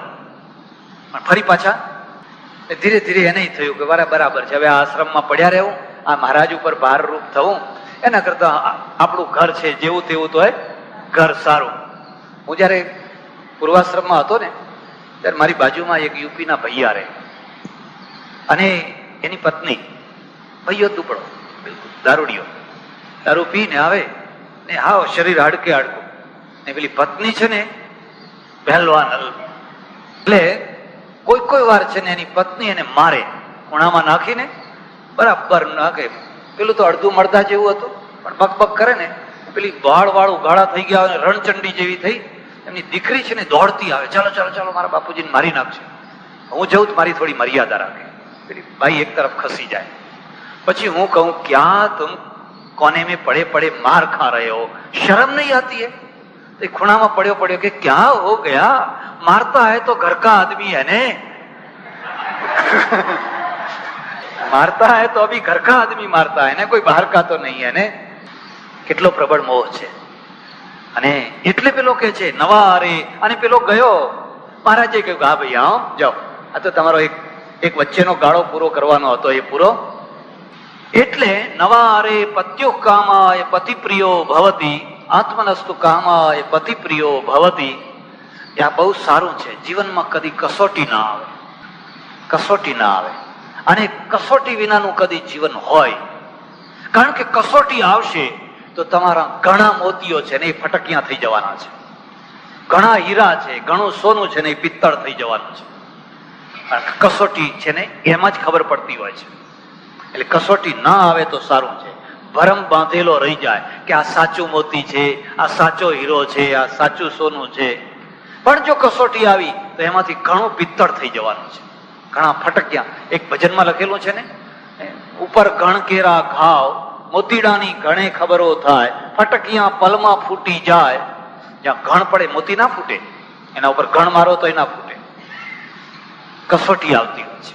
નવારે જાયાઈ કામાય જાયા પ્રિયા ભવતી, આત્મનસ્તુ કામાય જાયા પ્રિયા ભવતી. અને એવી જ રીતે ઉલટાવી દો, આ પત્ની એમાં જે પ્રિયતા છે એ યાદ રાખજે. જ્યાં સુધી એ સુખ આપે છે ત્યાં સુધી પ્રિયતા છે. જે દિવસે દુઃખ આપતી થશે તે દિવસે તમને એ કાંટા જેવી લાગશે ને પ્રાઇમસ મૂકીને બાળી નાખશો, ઝેર ખવડાવીને મારી નાખશો. નવારે પુત્રસ્ય કામાય પુત્ર પ્રિયો ભવતી, આત્મનસ્તુ કામાય પુત્ર પ્રિયો ભવતી.